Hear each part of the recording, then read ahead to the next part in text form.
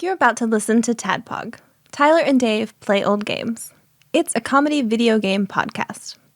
We would like to stress that the hosts are not experts and are really just very crass commentators. Seriously, this is an explicit podcast that happens to talk about video games sometimes. So please enjoy this pretty okay podcast with Tyler and Dave.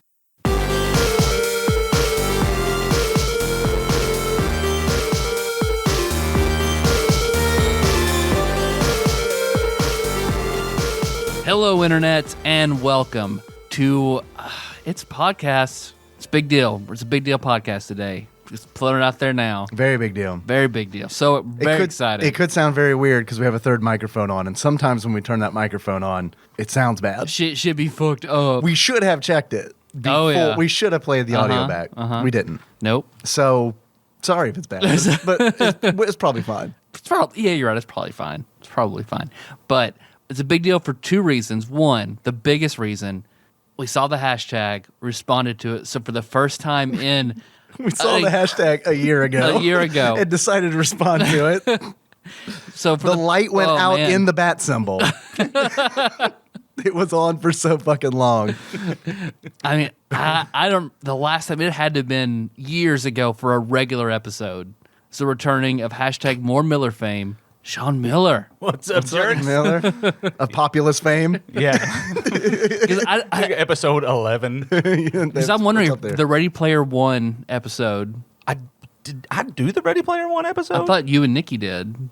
I guess that's true. I wonder if that's the last regular. I mean, you were on a Patreon episode a year ago. Right. Yeah, that was the great video game quiz. The video game that was quiz. a fun one. Mm-hmm. Yeah, it was fun, except for like Tyler admittedly later was like, yeah, I snuck a few really easy ones in there that only you would know because I knew you were going to get your ass kicked. Thanks. Well, I knew that Saruta Baruta song was in there for you. That's why I had to try to get in there. The question about Hayden Panettiere, because I think I was the only person that played that game. Yeah, I think I was confused. Yeah. I'm back, bitches. On the material plane. I have returned to Sharp. How are you? Man, everything's good. I haven't seen you in forever. I don't think I've seen you since a fucking year. Is that right? No, that's your not true. big boy job. Just got you traveling. I have seen you since I've seen Tyler because you and I ate dinner with Shake. No shit. That's right. I forgot about that. Yeah, that's when we found out that Shake was going to manage a Japanese metal band. I think we're supposed to keep that on the down low. Oh. By the time he listens to this episode, yeah, it's all right. He'll quit it by then. Well, or be a millionaire. That's all. Very totally successful. fine. Well, Josh said that shit about me. He's like, Miller doesn't listen anymore anyway. And it just so happened that I listened to that episode that day. And I'm just like, that one. Kiss my ass, Josh. Usually I don't, but I was really smarmy and felt good about it until I was driving back from Lexington yesterday. And I was like, shit, I ought to listen to an episode or two. Which I did, which I got to tell you about. And we can hold off. You guys are. How are you still doing that? Let's tell us about it. You're Miller. He's Tyler. I'm Dave. Yep. Let's hear a story. Okay. You're bespectacled. I'm bearded. Miller is both bearded and bespectacled. Yes, right. It's good. We've done the fusion dance.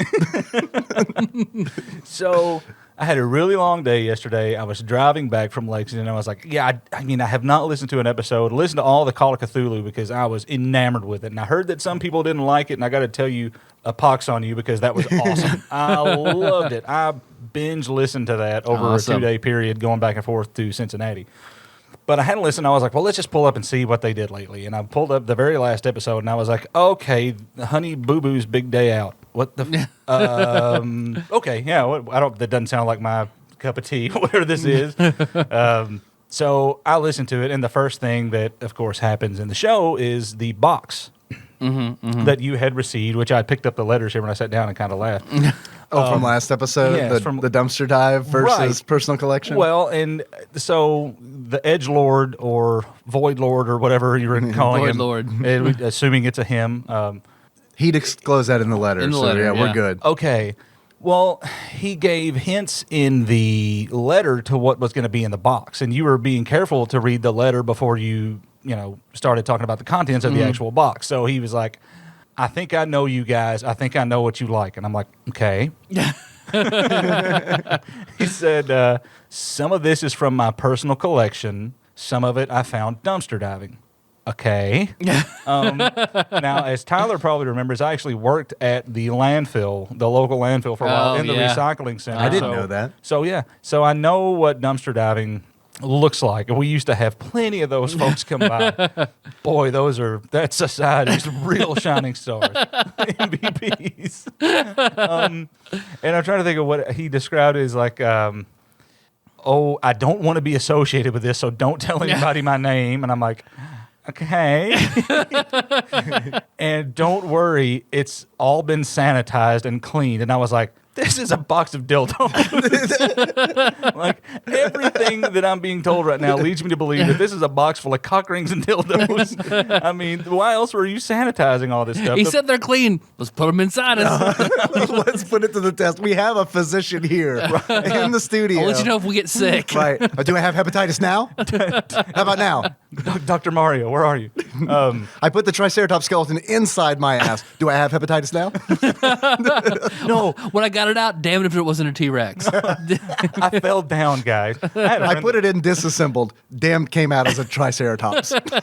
I've got a couple of friends who are ER doctors, and they have said before, like, you'll be amazed what people claim they accidentally fell and slipped and got shoved up their ass. So nobody ever comes in just like, yeah, I just wanted to see what it was like. I mean, I thought, a marker, whatever. Let's try it. Feels good. But anyway, so It's a Sharpie. Oh, okay. So yeah. in my mind, you've got a just giant, and you explained the box as being big. So I'm thinking you've just got a big old box of butt plugs right here in the middle of the table. Box O apostrophe butt plugs. I'm a visual thinker, okay? I really want to see in my mind what's happening. And the only person, because I have no idea who this person is, the only person from TADPOG Nation who I really have a good visual of is Lord Micah. I follow him on Instagram. We're friends on Facebook. I see pictures of him all the time. Some of the other people I could probably pick out of a crowd, but Lord Micah I would know. So all of a sudden, this tableau starts to materialize in my head of Lord Micah standing in a kitchen wearing a frilly, like, frock, like thing. Donna Reed, like, Standing over a pot of boiling water, just dipping dildos into it, and just sanitizing one by one and placing them in the box. gotta take care of my boys. With tongs or no tongs? Yeah, tongs. Barehanded, just like a man. No, and like very. I don't know how you boil things. Like shitty old rusty tongs too. Like, it was very, very particular vision I was having. Tongs were actually crudely fashioned out of butt plugs. Yeah. And his daughter comes to the room. Daddy, what's that? That's Garfield's tail. Don't worry about it. Just get out of here. Daddy's busy. I'm dealing with something. And I had that in my head and could not shake it for 3 fucking hours between Lexington and Murray. I was just like, I can't stop thinking. So, Micah, I apologize, but God. And by the way, you two are not going to be able to stop thinking about it for a while either. Phil, would you draw that and post it on in the comments for this? Next TADPOG t-shirt. There you go. By the way, we are in the middle of legal talks with Amazon right now. We're trying to get a new Showdown shirt. 2018. And it is, we're at a standoff. We're just waiting on who moves first. We are trying to get a new shirt, and Amazon is claiming that we are infringing on copyright. The random ass drawing that Phil made. Yeah, we are not. Yeah, we are not infringing on copyright. Really? Yeah, I think they just think that it's a joke, which it is, but but it's a joke that I want to buy. They don't know that. Prove it. Sell the T-shirt. Yeah, prove it, Austin from Amazon merch team. I'm about to give your employee ID number out. Just kidding, Austin. Please buy a shirt Yep. Get it pushed through and you can have one. at a discount. I see you got a box over there, though. I have a box here. This More is boxes. a big, heavy box. This is Anal beads, please. this is actually the butt plug box, as it turns out. There's a letter in here, and it is labeled readme.txt. There's something on the back here. It says to Dave, so it's just mine. I'm sorry. All right, that's you, yeah. To Dave, from Bunny and Kira, composed by Kira and Bunny, written by Bunny, as Kira has terrible handwriting. Dear Dave and Tyler. Oh, okay. It's not TADPOG. It's not. Although, guess who gave me shit over the fact that it's not DatPog? My dad. Why isn't your name first? Is what he asked me. And I said, well, because it sounds dumber that way. Because my son's going to be first no matter what. Dear Dave and Tyler, we promised snack yums, so here it is. There are some California honey straws. I don't know what those are. Indian snacks that go damned well with some beer, so enjoy with a good pint. Some bourbon cookies for Dave's wifey. That's Nikki. Some hugs and kisses for Henry and Choco Chica. Green apple twist licorice, because I said so. And finally, 3 glorious chocolate bars for our boys of pure sophistication. I think that's nice. us. Enjoy it, Tadpog. Enjoy it hard. Love always from the dark recesses of our souls, Bunny and Kira. And then they sign it. And there's also actually some symbols that we all recognize from playing Final Fantasy XI. And meeting like Japanese people for the first time on the internet. Equal sign, caret, period, caret, equal sign. Oh, yes. Like a cat smiley. Like a Mithra smiling. Mew Mew Kitty, Mew Mew Grace. The old style. Oh my God. Go finish it, please. Mew Mew Power in your face. Los Lobos, kick your balls into outer space.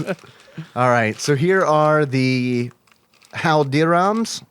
Moong Dal. You familiar with this? No, you are not at all. You are the foodie for sure. The same brand of Bujia. I don't know how to pronounce it, but I will eat it. No clue what these are. And the same brand Kata Mita. So these are Indian snacks? Yeah, well, they're all like dried. Does it look like rice-a-roni? Yeah, here. Is this stuff we cook? Oh, yeah, I don't think we eat these. Oh, okay. Do I have to be the one that asks? I don't think we eat them out of the bag. Maybe we do. Oh, shit. And they sent bacon luxurious, not luxurious, bacon luxurious chocolate crafted with joy, delicate maple sweetness. All right, so yeah, this is bacon chocolate. Milka, alpine milk chocolate. Guinness, luxury dark chocolate solid bar. Wow. I guess these are the honey straws? Yeah, I think you just like stir them into tea or something. Okay, cool. Let's see what else they got. Here are the green apple twists, the licorice. I don't normally like licorice, but I do like green apple. The family bag of cookies and cream kisses. Britannia bourbon cocoa creme biscuits. Damn. And milk chocolate hugged by white cream Hershey's Kisses. So would we like to sample these? Do you want to space them out? There's a lot. See, I don't see any directions on these to cook them, so it makes me think. You think we just eat them? Let's just eat them. What harm could it do? Have they been sanitized? Give me a moment and I will do that. Has Micah boiled them with some rusty old tongs? Of course he has. As is Tadpog tradition. Okay, yeah, no, we eat these as is. Okay.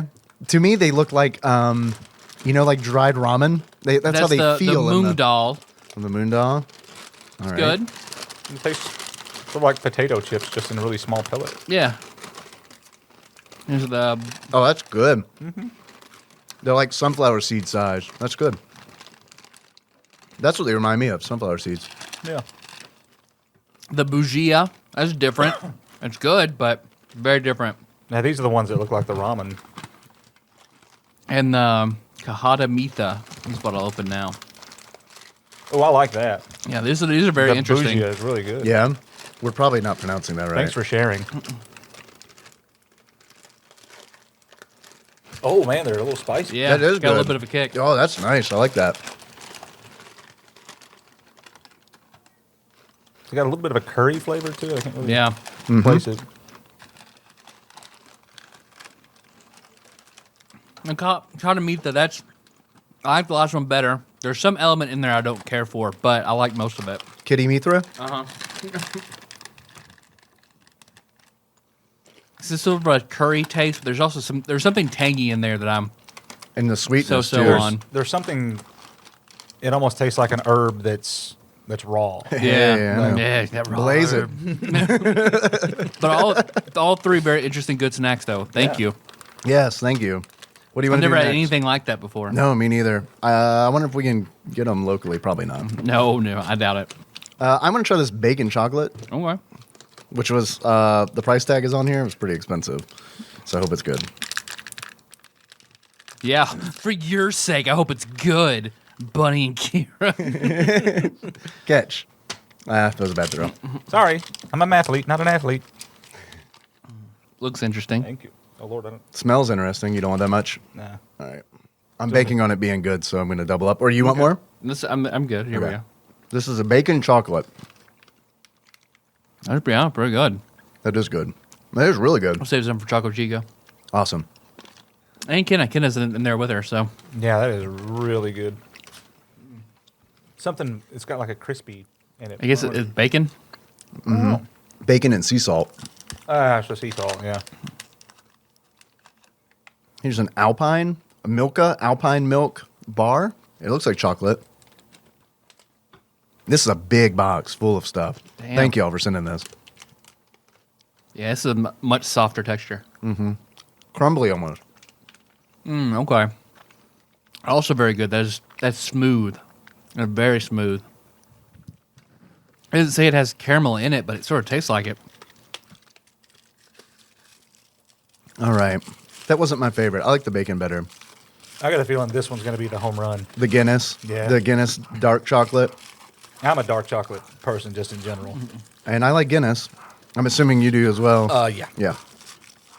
All right. There you go. Thank you. Tyler, I'm going to try to throw you another one. Hey, Yeah, we got it. I mean, as soon as you put it, It up your smells, mouth, you can yeah. smell the Guinness. Oh, yeah, Yeah. totally.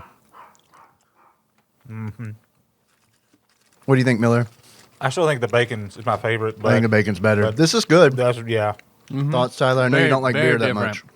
It does certainly taste. I mean, you can taste the Guinness. You can taste the beer. But I like a more bitter chocolate. I mean, I just Yeah. like dark chocolate. In I think general, John so- Turley would fucking love this, though. Yeah, I think, yeah. Totally. Good call. All right, green apple twists. Thank you. Good catch. Green wax. It's more flavorful than your standard Twizzler. Yeah, it is. We can all Or agree. Red Vine. Red Vines are better than Twizzlers, right? Like Yeah, by I a don't long even shot. remember. I'd only heard of Red Vines for the longest time. Like, it was just something I saw in movies. No one ate Twizzlers, always ate Red Vines. Well, they used to have them at the movie theater, and it's like that's the only place I saw them for the longest time. Yeah, I'm not big on stuff like that, but those are good. Cookies and cream kisses. I'm not sure I've ever had one of these before. Oh, I have had one of these actually. I think Are they good? I was at a conference somewhere and somebody had a bag of these. Or no, you know what it was? It was candy corn kisses. Candy That's what- corn kisses? yeah. Those are a thing? I think I might actually like those. I was trying to think. I was like, I remember I tasted a flavor that I'd never had before, and that's what it was, candy corn. So I guess this is my first one of these. These have crunch to them. There's actually like bits of cookie crumble in there. It reminds me of the Hershey's Cookies and Cream bar. Yeah, totally. Yeah, good call. Makes sense. Yep. Hershey kisses. All Yeah, right. Choco Chico, I love these. I remember having those back in the day. Yeah, the hugs. Uh-huh. Mm-hmm. The ones that have like what, like milk chocolate or something. Yeah, swirl. Man, yeah, I used to eat hugs a lot. That Me was too. That was a Miss Betty standard for answering a Bible question Miss correctly. Betty, the treasures in heaven, Miss Betty. That's a deep cut.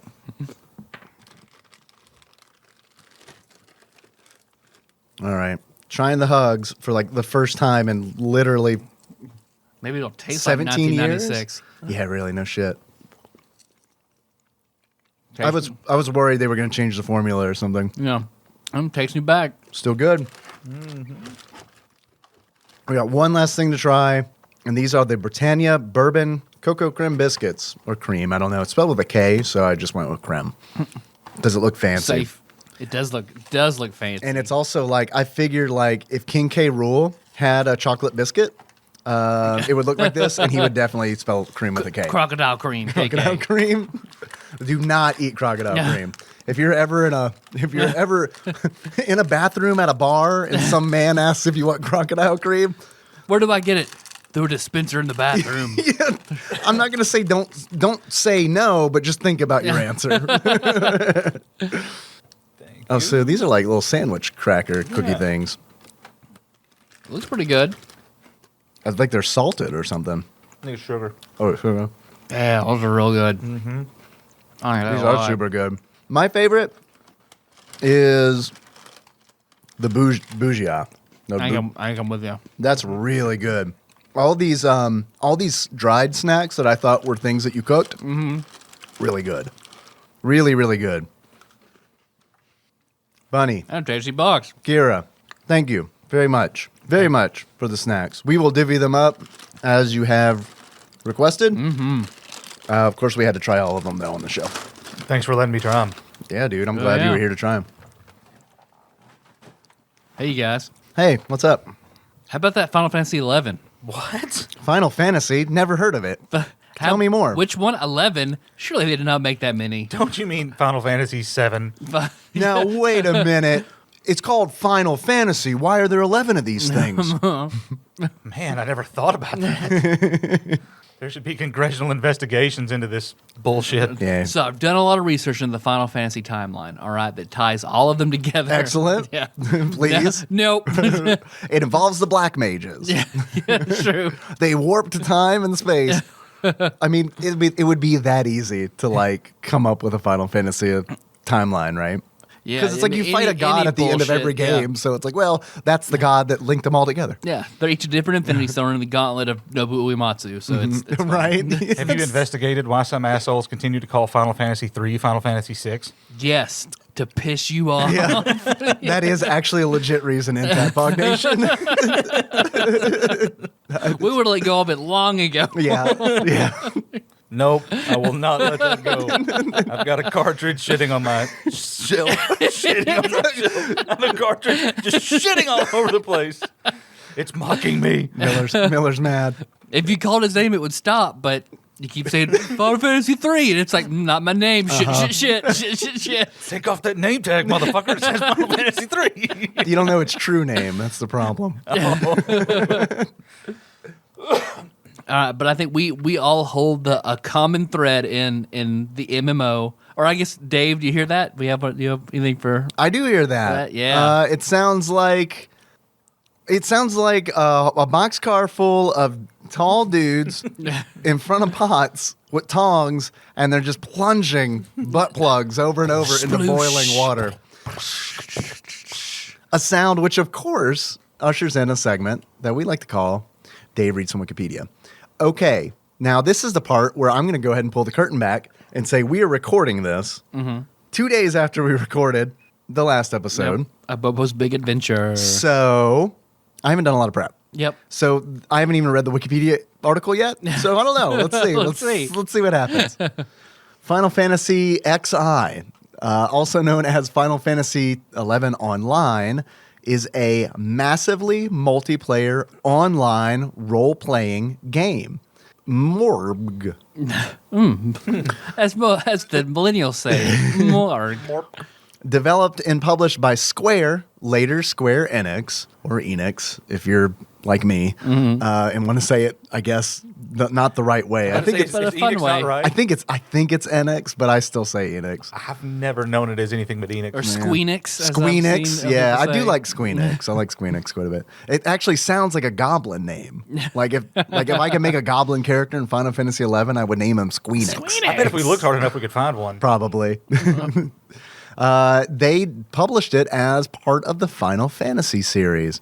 It was designed and produced by Hiromochi Tanaka, and it was released in Japan on May 16th, 2002. Shit. Yes, son. Shit. Yes, son. That's right.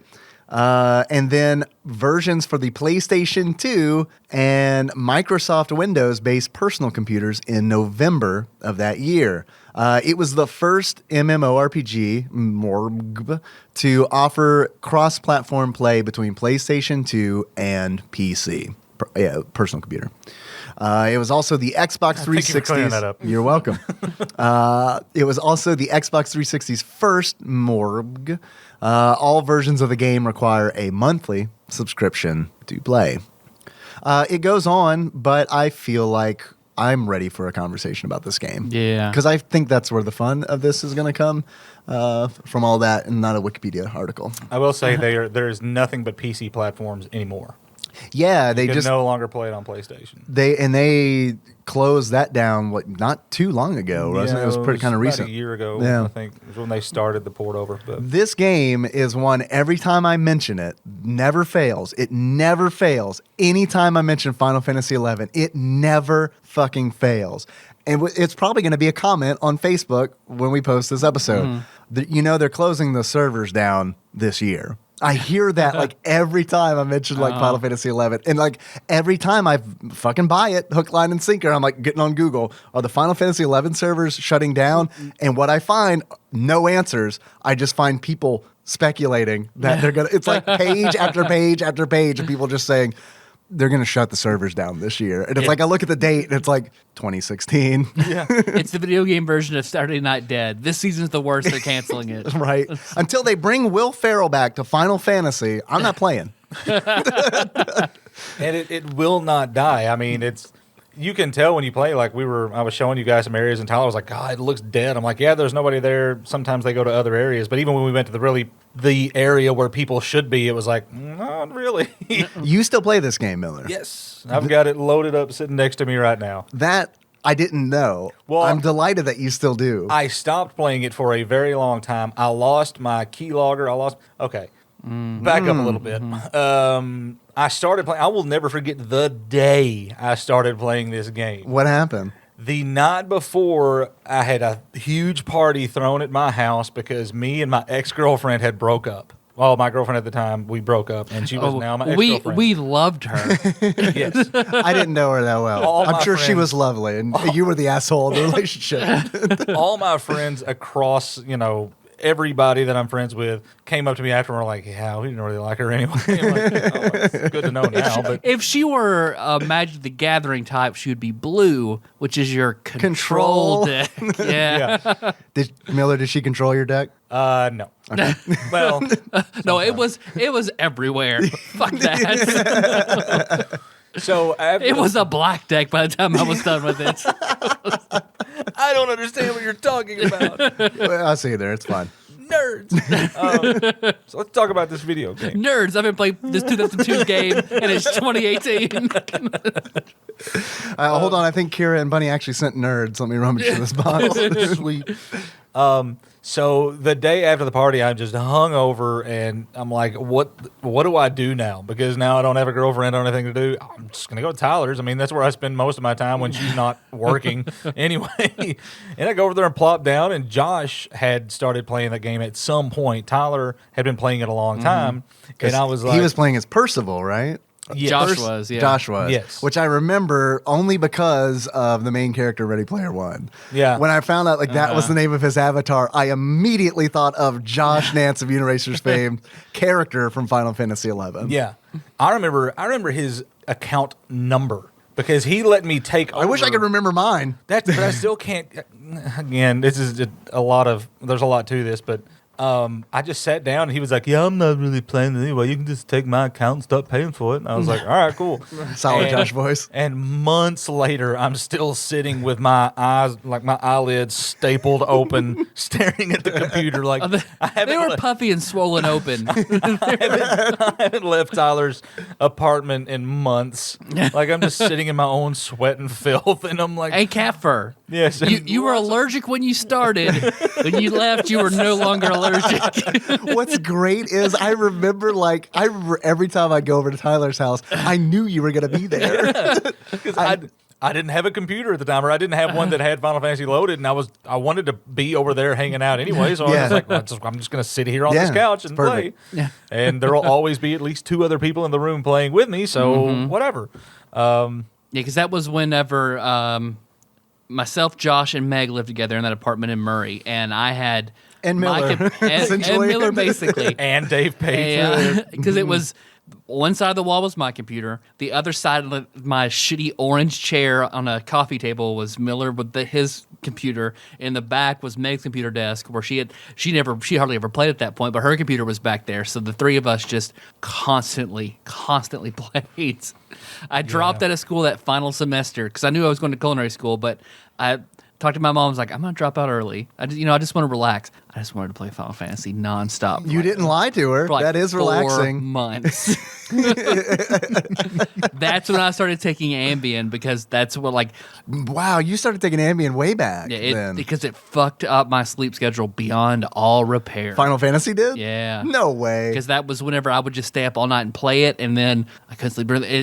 I feel like that is Final Fantasy the root. It may just be correlation, but that was when my sleep problems started. Well, I can tell you that I probably wouldn't be recording this podcast if it weren't for Final Fantasy XI, because it is a game that gets boring, because at least when I played, you would get in a party and you would get in a leveling party and you'd spend 3 hours trying to gain a level. Yeah. And what I would do while playing the game is, okay, I don't want to hear the same song for 3 hours. It's like once 20 minutes is like, we're good. We're good.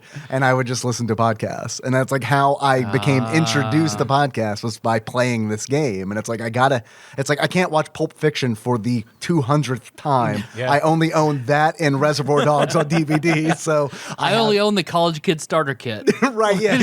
Well, the early 2000s. I was about to say, surely you had Boondock Saints. Surely. No, I didn't. Oh, what? No, I sure didn't. You still had the poster, though, right? No, I didn't. Oh, you're lying now. I sure didn't. But that was like when I started listening to podcasts, because I was like, oh, these things are, wait a minute. You mean to tell me that these things are free on the internet and I get to hear Kevin Smith talk about shit for an hour while I fucking fight mandragoras in a jungle? It sounds like a fever dream.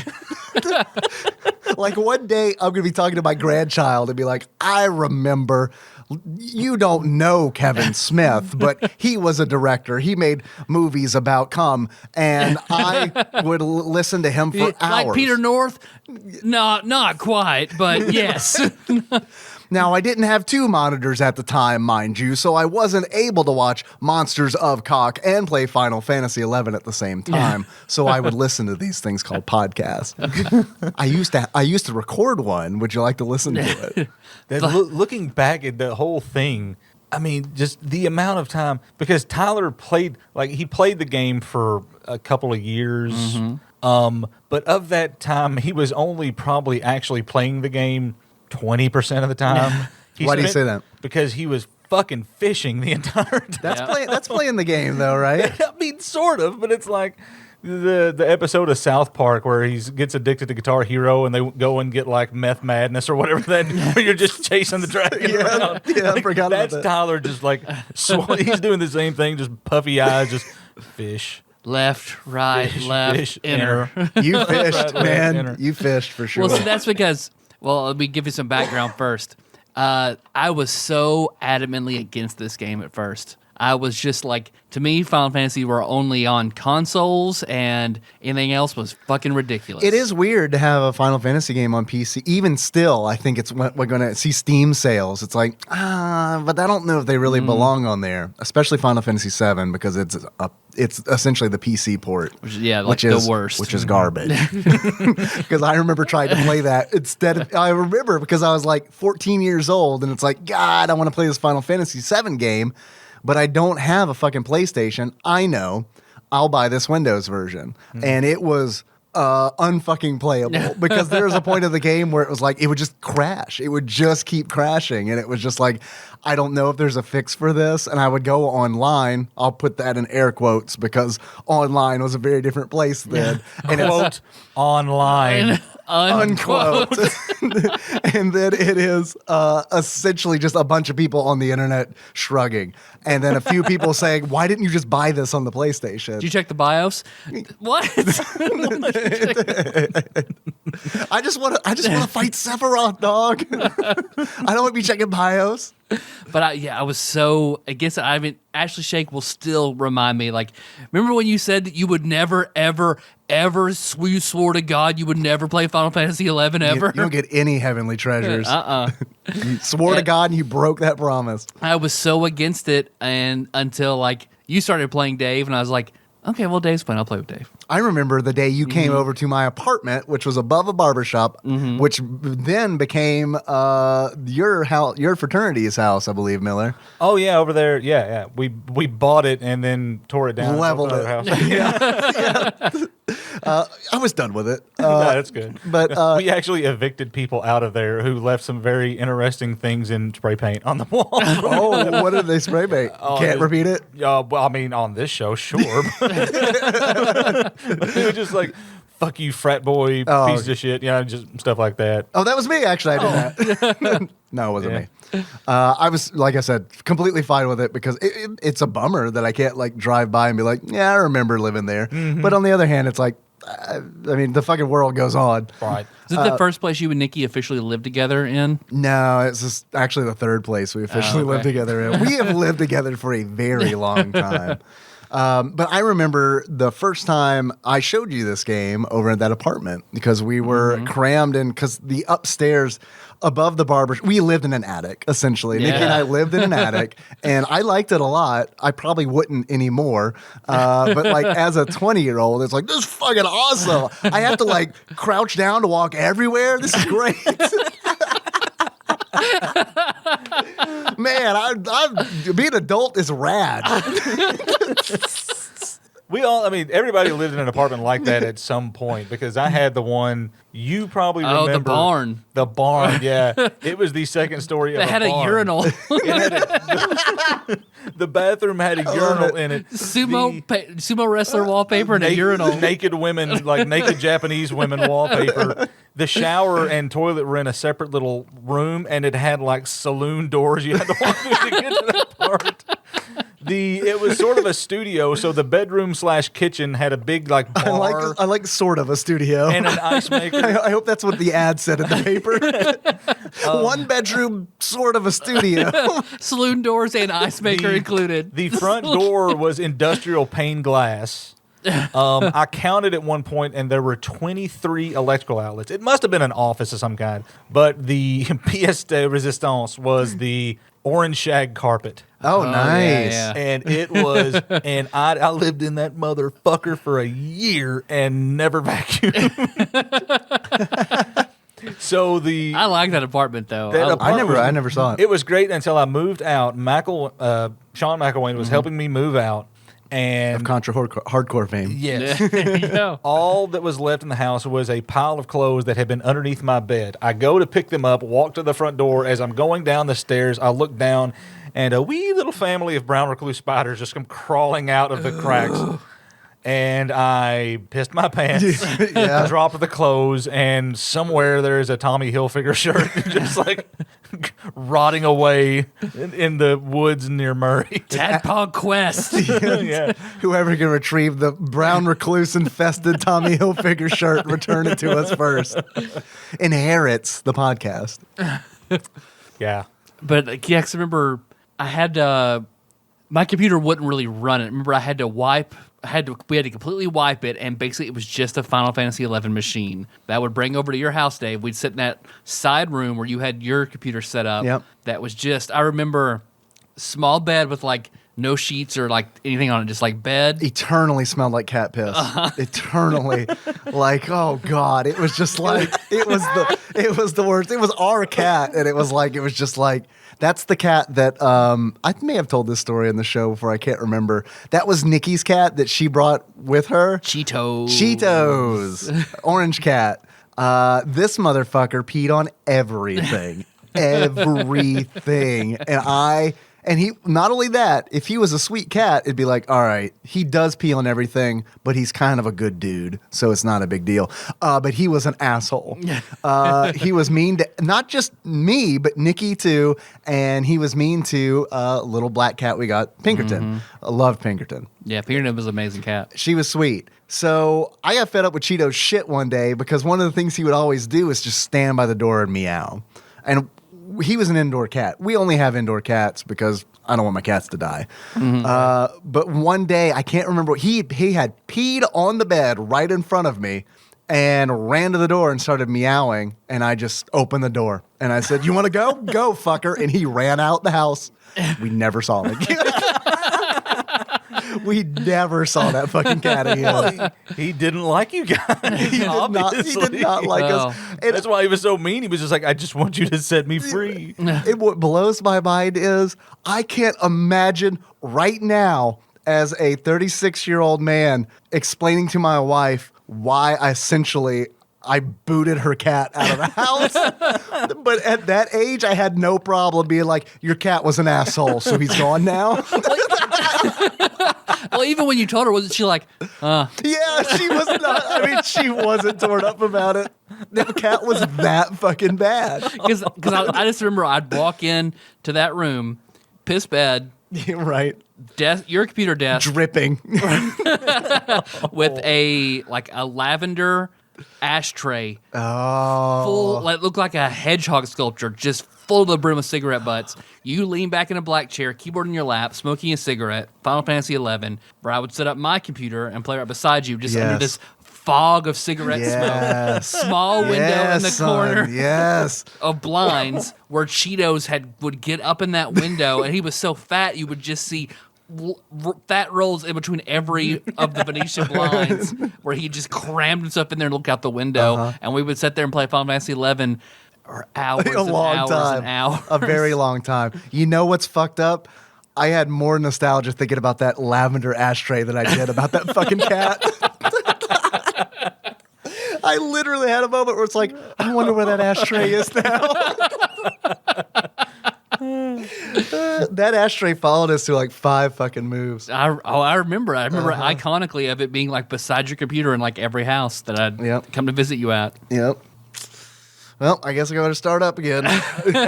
Clearly, track that ashtray down. It misses its purpose. You gotta find it again. That's true. It's going to be a mystery box item you get one day. So Yeah. I'll have it like, okay, I've sent you this, but now you have to start smoking Right? again. It's a package with a lavender ashtray and 14 cartons of cigarettes. Just a bunch of parliaments. Yeah, parliaments or cools. Well, what was your brand, Dave? I switched around a lot. I started on cloves, like I feel like most art students in college do. I started on just barbed wire crammed in my mouth. And then someone was like, "Hey, man, those are really bad for you." And I was like, "All right, I guess I'll start smoking cigarettes." Oh, really? Damn. I don't want to hurt myself. Oh, I'm glad you told me. So then I started smoking Marlboros, and then I eventually switched to Camels, and now I don't smoke at all, and I'm very happy for it. Good. I'm not. That's a lie. But that you and Melissa do not smoke anymore is the greatest boon of my life that the two of you are done. it's fucking. I don't know, man. It's I wouldn't say I'm done. fucking yeah. Look. I'll be honest with you. Like, if I go into the doctor and he's like, "Man, you got like a year," but smoke them if you got them. Yeah, I wouldn't blame you. Yeah. I am going out, enjoying life again. Because that's when they talk to like you and Melissa that it's just like the one thing that I think just sucks that you guys are never not going to want one. Yeah. Hey, you know what's really cool? Since ghosts aren't real, I hear, if you want to feel what it's like to be haunted, pick up a smoking habit and then quit it forever. And it's like every now and then you'll just see a ghost. And it'll be like, "Hey, man, gas station's right there. Look, I know you haven't smoked in 6 years. I know you haven't, but one little cigarette is not going to hurt." God, what's that Chandler Bing line? Like, "Oh, mother to suckle at your dark teeth Your dark once teeth. again." Yep, you nailed it. That's like one of the few Friends lines that I remember because that is so goddamn like fucking true. I smoked one. I'm so sick, but it's about to get so good. You are the reason there are after school specials. Yeah. Exactly, for people with that attitude. Yeah. And I mean, that's basically Tyler, but with Final Fantasy 11. Yeah. Yeah, because I was explaining to Tyler, I'm like, there's actually an event going on right now where you can come back for Return free to for a month. Vana'diel. Return to Vana'diel. And he's like, "Don't you put that shit on me. Don't keep that tempt me needle with out of that." my arm. I have a story about that.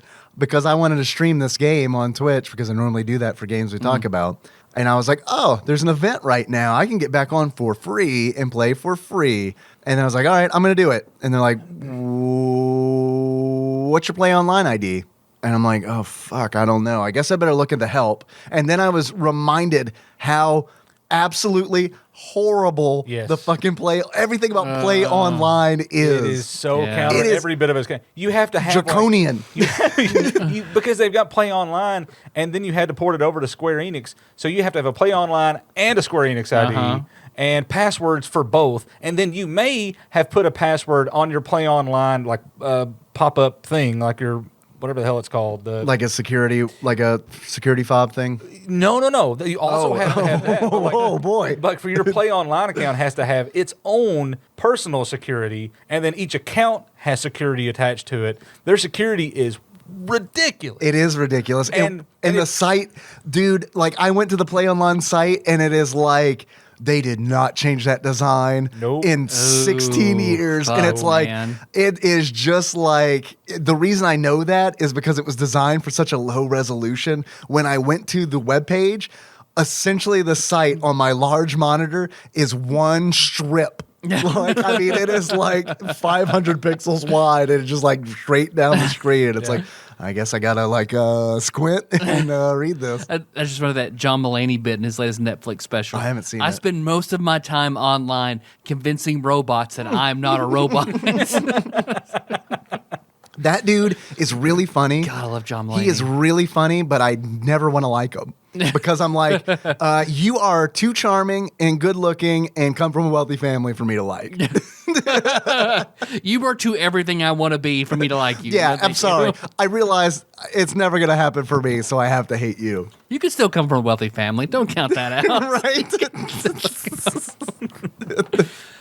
But I remember because getting into that from you and then taking that back to my house where then Josh and Ramon and Link all start playing. Yes. So then we're all great. Josh does the same thing. He has to wipe his computer so he can play it.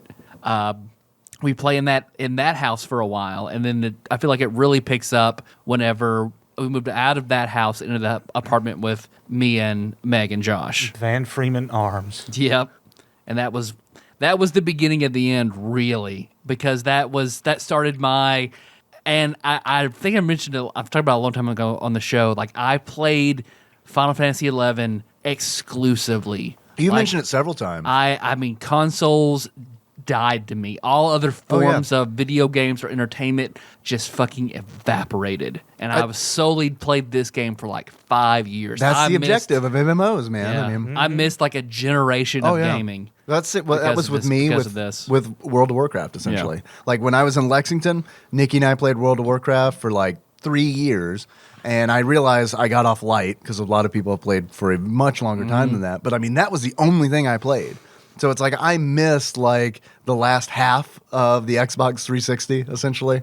Yep. Because like we talked about it before, MMOs are like what I play, and I guess I'll always come back to Final Fantasy XI and World of Warcraft just because I spent by far the most time on those two games. But I've jumped around a lot. Oh, you've played a lot of MMOs. Yeah, you have. Can you name them all? No. Yeah, too many. I thought about it when I was driving, and I was like, "There's got to be a dozen." At the end of the day, the most recent one I played was the RuneScape.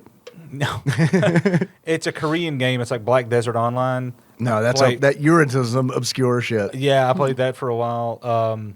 Learn Korean. I mean, right? Yeah. If you count like all the Diablo games and things like that have online functionality, but they're not really RPG. Diablo 3 kind of blurs that line a little bit. Yeah.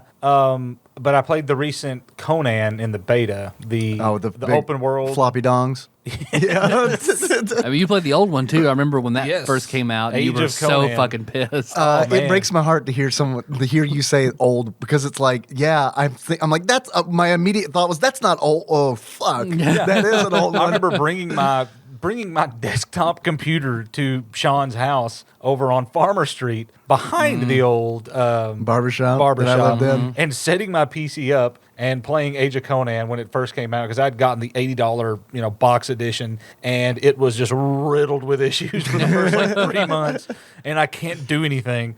But yeah, the most recent one did have the dong slider, which was pretty funny. I just want to know what the developer was thinking. Like, look, this is equal opportunity. There's a tit slider. We're gonna have a dong slider. And sure enough, man, I've got on the game and I was like, there's whoa. Lexington Steel. That is some serious shit. Like, and you start out the game bare ass naked, so it's not like you can avoid it at all. I'm glad you brought up Lexington Steel because I'm assuming that's what we're going to talk about. We're going to talk about him for the rest of this podcast. Or is there a girth slider so you can be Lexington Steel or girth slide it and be Shane Diesel? It's whichever you want to do. Well, you are dropping a name I don't recognize. That's Monster of Cock guy. Oh, okay. That's what made me think All of right, that. then never mind. I do know. I just didn't know he had a name. I didn't know his name, just knew the cock. Yeah. I could pick that cock out in the lineup. Couldn't name it, though. Yeah. But you saying Lexington Steel reminded me of all of the shitty names people would name their characters in Final Fantasy XI. King of Juno. Yes. King of Juno. No. You don't remember King of Juno? He just stood in Juno wearing he was a paladin. He wore all the valor A Galka armor. paladin? Yeah, he wore the valor armor and had an Oppo crown, and he was King of Juno, and he would just stand in the middle of Fort Juno, never fucking move. When the movie Juno came out, he left. He was done. It's like that was just an elaborate promo for the movie. Michael Cera walks up to him and he just logs off. That was actually Michael Cera. Just thinking about it, I remember bring up Shane Diesel again. Oh, it all comes back around. I remember watching Porn with Melissa and I click on one of his videos and Michael Cera's? Just Michael Cera's, yeah. Just watching her face, really just rad. When Shane Diesel pulls it out, the look on her face, just I didn't know they made him. What the fuck? I was like, "What is that impressive?" No, that's just awful. Who would do that? Who would do that?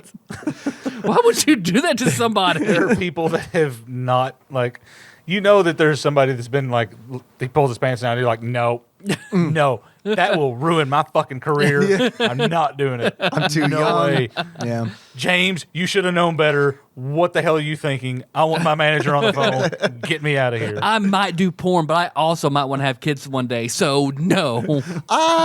This might be just way out there, but I think you guys maybe giving the men in the porn industry a little too much credit. I don't think the power dynamic quite works that way from what I hear. But I'll still watch it. Also, besides King of Juno, the ones that I remember, on all low caps, I farted.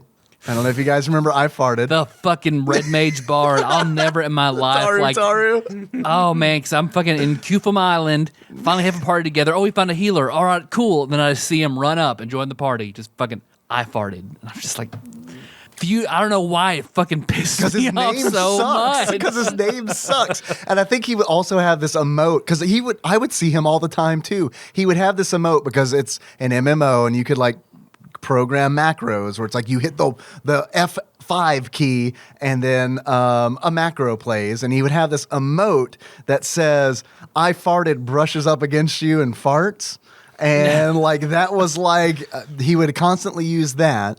And then I also remember Tiggle Bitties. Tiggle Bitties and Biddo Tiggies. There were two of them. I remember the twain shall meet. As far as emotes go, I remember Miller because you played a Galka, the biggest race. I played a Taru, the smallest race.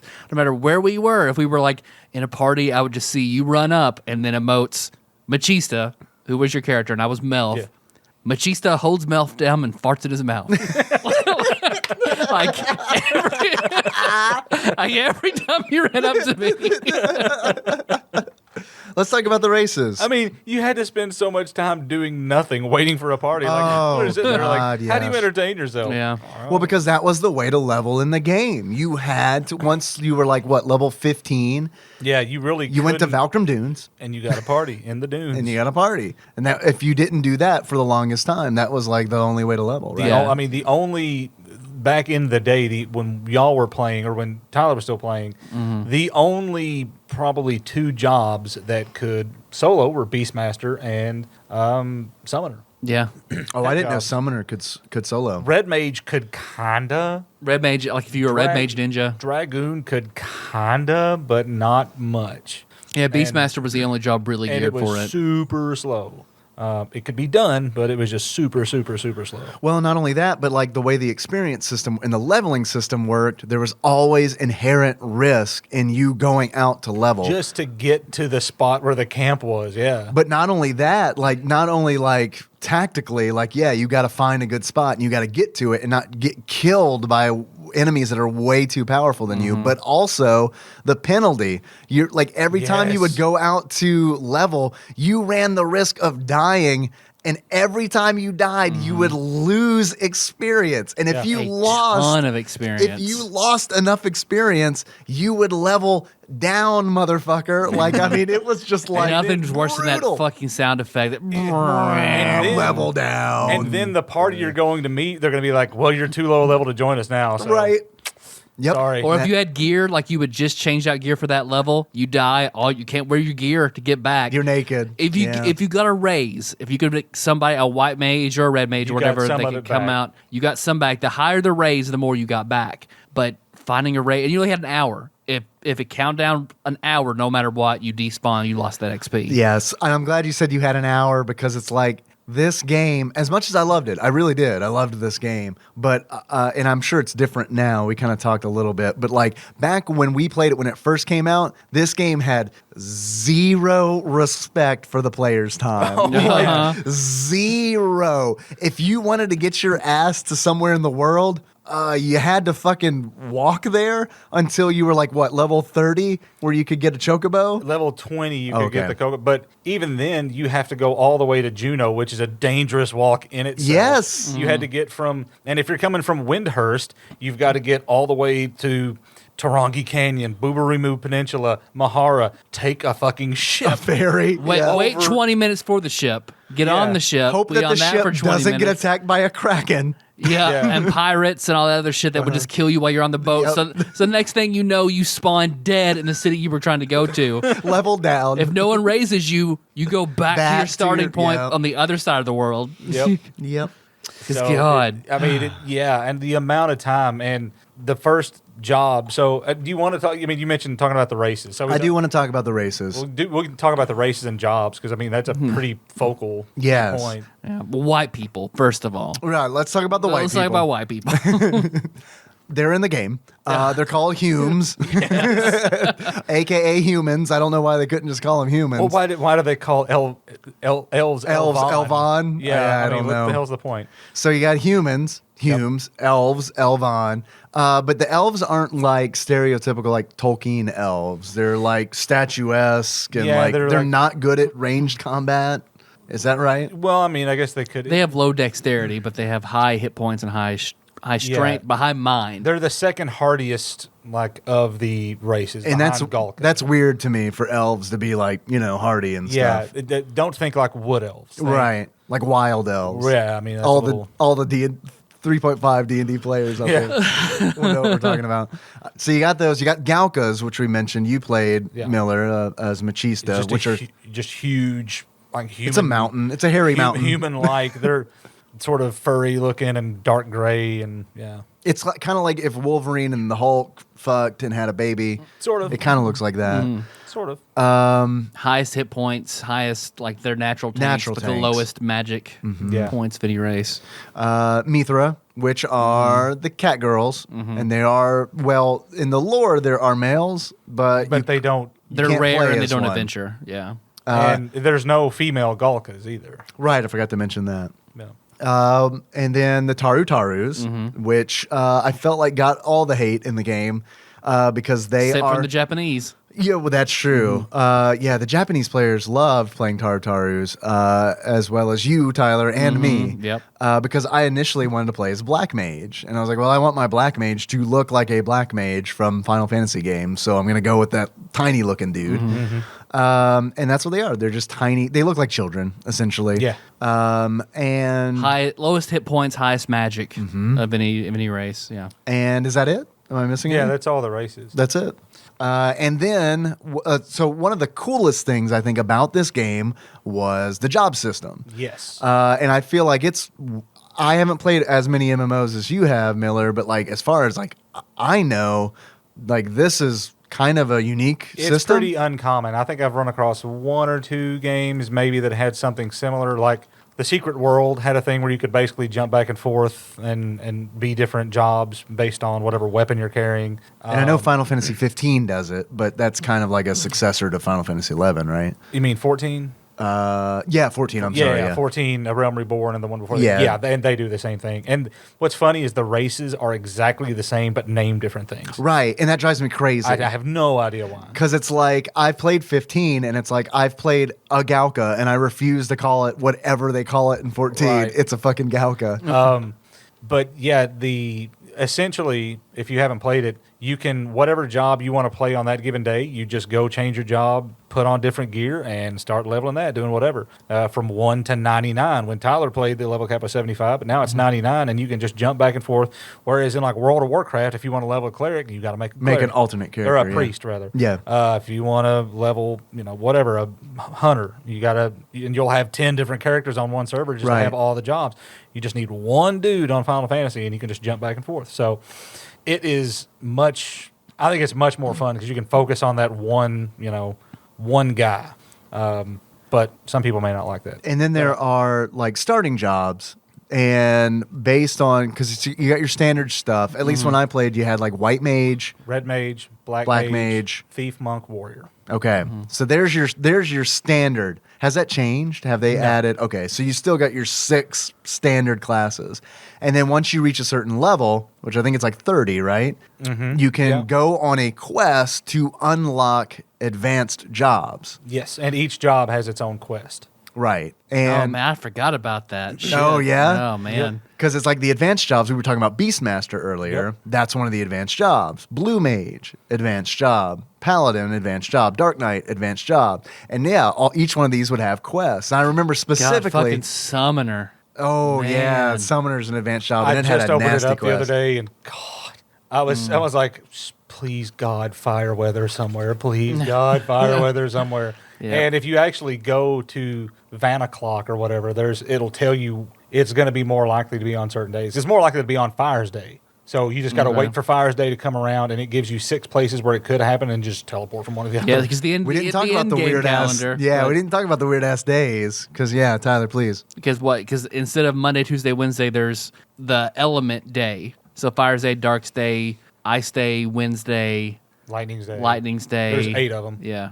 I never paid attention to it, You which don't meant ha- I was shitty at crafting. You don't have to, except for in crafting. So that's the only thing I truly, sincerely miss about this game is the crafting system and the intricacies of it. Man, yeah, I because it's a loved thing you it. have to learn. It is Yes. like you have to learn the crafting system. It's not in like World of Warcraft where it's like, yeah, I'm just gonna click a make couple I'm buttons gonna and- make these things, blah blah blah blah blah blah blah. And once I get to a certain level in blacksmithing, I start making these things. Click click click click click.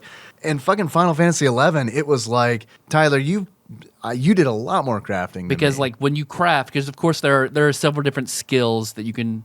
Because you start out, you can go to your levels, your skill, your crafts, and starting out crafts, and you only have so many points in the game, so you can't master every single craft. You could only master 2 crafts, and it was cooking and then one of whatever else. Yep. Because you could max out cooking and bone crafting. Yeah, because it Isn't that was right? because you take everything to 50 without And a you're problem, good, yeah. but then you only had like 2, I think, 50 to or 100 master points, so you could take. But you could only you could do cooking and then one other specialty. yeah, because there were job. some that were free. Because fishing was not Fishing- included. Right, you could fishing's get free. fishing. You take fishing to 100. Right. That's fine. But like, because your crafts were fishing, cooking, bonesmithing, goldsmithing, woodworking, Alchemy. alchemy. Yeah, that's one I didn't touch very much. I'm trying to remember. You didn't try to bring your mother back. Oh no, no. I did get. forbidden I alchemy. got everything to 50, and then fishing and cooking. And you could take a skill up for a while. Like I got bonesmithing to 75, decided I didn't want to do it anymore, switched over to cooking, and I lost those master points down to 50 and then put them more into cooking. So by the time the crafting is also where your guild is called your link shell. Right. And we were all in the same link shell together, and it was run by this couple. And basically They weren't a couple in the beginning exactly. By the way, it was woodworking, smithing, goldsmithing, clothcraft, leathercraft, bonecraft, alchemy, cooking, and synergy, which is a new one. That's one. Yeah, I remember hearing that came about the time I quit. And they're also Synergy. gathering crafts too, like mining. But they're hidden, and you don't really have a skill associated with them. But they raise up so you'll get better stuff and more stuff because you go to a mining point and you have to have pickaxes and use the pickaxe on the point, and then you'll get God, I forgot nothing those skills or a were shitty hidden. ore. But yeah, the couple that ran, because I wanted to make sure we told that story. The link shell story. Yes.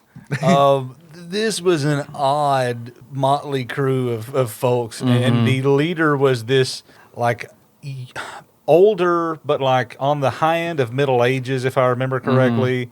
And all I knew about her was that she lived in California and not paid her taxes in like 8 years. But we say her name was DK. And we've talked about DK once on this show before. Weird, like The leader of the bunch. yeah, and like wore that fucking mantle.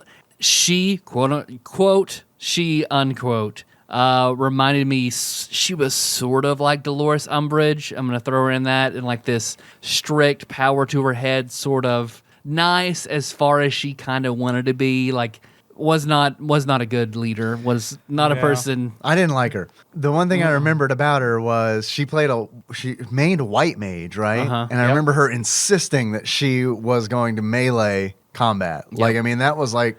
I remember that being a thing. Like I remember think she got a Kraken club and was just obsessed with the Kraken, using the Kraken club. It could be done with the right gear and the right set. You could make a pretty kick-ass white mage ninja melee white mage. But it was incredible. It was a lot of resources and very difficult to get that set up. I'm glad you said a thing that you said. I want to put a pin in sub jobs. I want to get to that. Oh, yeah. All right, that is important. But please, let's finish the link shell discussion. And then Cervantes. Yes, the right hand, like an amazing player, incredible player. And he was a cool guy. I remember him helping me on a lot of stuff. A plumber from Massachusetts. But I could tell, I guess I suspect in his personal life, kind of a lonely dude. Fell in love with DK and was like the silent, strong hand of the king. Would do everything for DK. He just loved his time. Yeah, like I remember Valentine's Day and shit like that. He would farm millions to make her shit. They got married in game. I was waiting for this to come up because this is one of the more macabre things that I've run across in my 36 years on this earth. Was attending a fucking wedding in a church on a video game. Coming from Ultima Online background, I don't understand the point of a wedding in an MMO if you can't murder everybody. He raised his goldsmithing high enough because like you can make signed items with your name on them. So he forged their wedding rings and then paid however much money to rent the chapel in Juneau, and then they have the priest NPC who comes and marries you, and we were all there. GM. Oh, it was a GM. It was You're a right. GM showed Okay. up, and he was in all this regalia, and they even had a tuxedo and basically a wedding dress that you could also craft in game. Like, Yeah, they made their own, so they were signed. they Yeah. handed out like fireworks and shit to set off afterwards. And I remember it was a discussion. Like I was talking and I was like, "Oh yeah, that wedding's happening." I was like, "Can I come?" And DK was like, "We're only supposed to have like so many people in the chapel, and I'm not sure who's coming." I'm like, "Are you fucking serious? Seriously? You're not inviting me to your pretend wedding? But I was like, okay. But she was like, no, I think it'll be fine. It's just be there and like if you went in there and like apparently nobody did, but if you go in there and like start saying a bunch of stupid shit and say like the GM will shut that shit down. Yeah, like, there's the global chat, your link shell chat, and private chat. and you will not be allowed to like interrupt the ceremony at all. I wasn't there for the wedding. I would have been kicked out. I feel like this is stupid. Oh, and she was like emote crying, and this is such a special day and shit. I was like, oh Wow. man. Yeah, dude. It was weird. Well, so what's weird about it to me is Final Fantasy XI wasn't really a role-playing game. You know what I mean? Like in the sense of like you Pretending to be a character. Yeah, we didn't speak in Taru speak. 'Cause Right. They speak cutesy. Yeah, like- Taru Waru. Exactly. Shit like that. There was one guy I remember who did that. We all made fun of him. But it wasn't like World of Warcraft where it's like they have separate servers where it's like this is an RP server. And what that means is this is a server where you can pretend to have sex with other people through chat. I mean, come on. That's what RP servers were all about. Everyone knows it. It's like a guild and RP World of Warcraft server was essentially a key party. But there wasn't anything like that in Final Fantasy XI. No. So it was like just one or two people on a server who would like try to engage everybody in character and everyone else be like, get out of my face. There was it Saku that was the Sakura.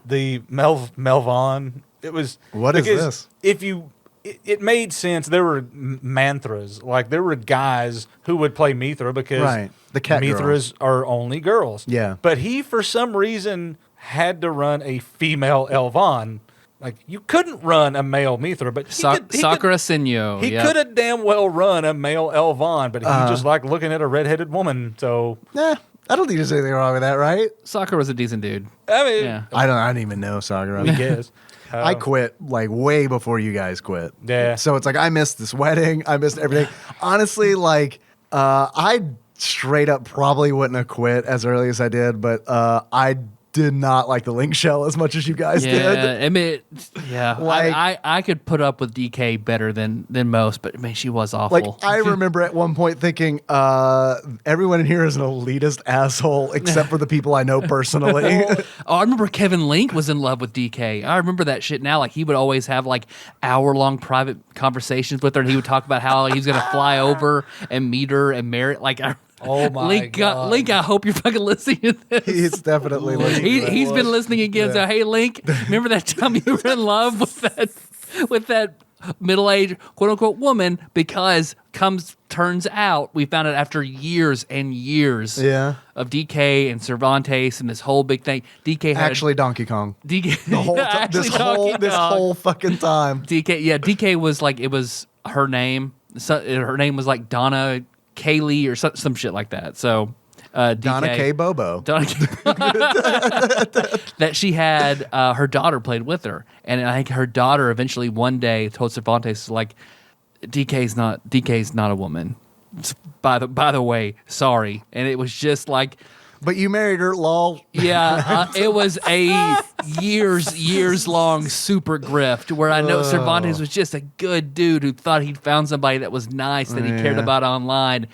Just a dude playing him for items. Like There's a really for years. There's a really depressing blog out there of somebody, and I may have mentioned this on the show before, of like someone who played Ultima Online as a female character, and they like documented every experience they had with like a male player online, and it's just like, I mean, it is on one hand it is like depressing to see, but like on the other hand, it's like reading these posts and being like, oh my God, like it's kind of sad how like all it takes is a female avatar, and then like some dudes are just like, here are all these things. I don't know anything about you, and Our friend Alistair that you make a female character on my brother's account, get fucking handed Valorite bows and shit like that, and then just send him to his main character. Yeah. People would fall for it and just fucking throw money at him. Well, that's like that World of Warcraft. You guys probably remember this. This was a long time ago. It's like when gold actually meant something in the game, and it's like a mount was like 5,000 gold or something like that. Do you remember that Craigslist post that a woman made saying that like 5,000 gold for I need 5,000 gold for a mount, and you can mount me? No. I'll look for that. If I can find it, I'll put it in the show notes. The actual Craigslist listing is probably not there anymore, but hopefully it's documented somewhere. Oh man, I remember we couldn't stand DK and split off and made another link shell without her. Yeah. That was about the time when Cervantes found out he had been had for years, and that's when he quit. And that's when he killed himself. Then I didn't. Hey, I don't know that didn't happen. Outside the realm of possibility. But there was Josie and Method X. Josie was Method X's mom. No, they didn't want people to know that for a long time. Yeah. But they were super nice people. Super nice people. Yeah, I sincerely, genuinely miss them. Because were you still even around? Because I left and went to the Methylos Syndicate. I feel like maybe. Did Method X start the Methylos Syndicate? No, Methylos did. There was a guy named Methylos. And yeah, I still went over there. He was. Fuck you. I don't need to come to your wedding. I'm joining the Methylos Syndicate. It was actually a pretty big link shell, too. But yeah, that's how I remember leaving Uhana and doing that. Mm-hmm. It was, I started fishing because I depended so much on Cervantes for like everything, because I wasn't powerful enough to get all the gear that I needed. So I would team along with him and DK and go do things. And it was all completely, my ability to play and enjoy the game was predicated upon him. And one time we were camping some NM, and I had to go somewhere. NM being Notorious Monster. Put a pin in that. Yeah. We'll come back down to the NMs. And like I had to go because I had something in real life I had to do. And that pissed him the fuck off because it was some item DK needed. And they needed me as a black mage. But I was like, I'll be back in a few hours. He got super fucking pissed.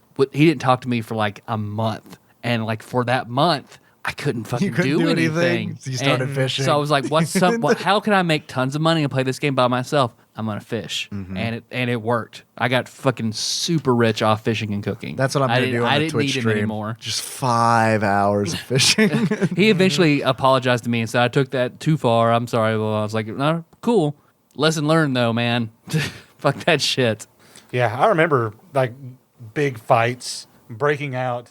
Oh, God, so much link shell drama. Guild drama. But I think the best fight that ever happened over Final Fantasy chat. Oh, we're going there? Oh, we're going there. We may as well go there. We're going there. there. Yikes, I didn't see this one coming. Ooh, we're yeah, going man. there. We don't have to say who it was with. Oh, no, it was me and Ramon. It was me and Ramon.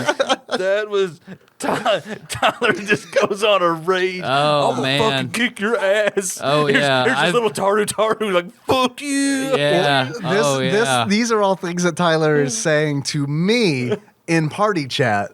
Rant line after line after line after line about just Ramon, just negative things. It all really dialed back to Meg and JD weren't getting along at that point, and JD being Ramon's wife, girlfriend, then wife now, and they weren't getting along, and I felt Ramon had wronged me in this, and that was the venue I picked to convey my party anger. chat. You dumped on me, and then I remember. I'll never forget typing this.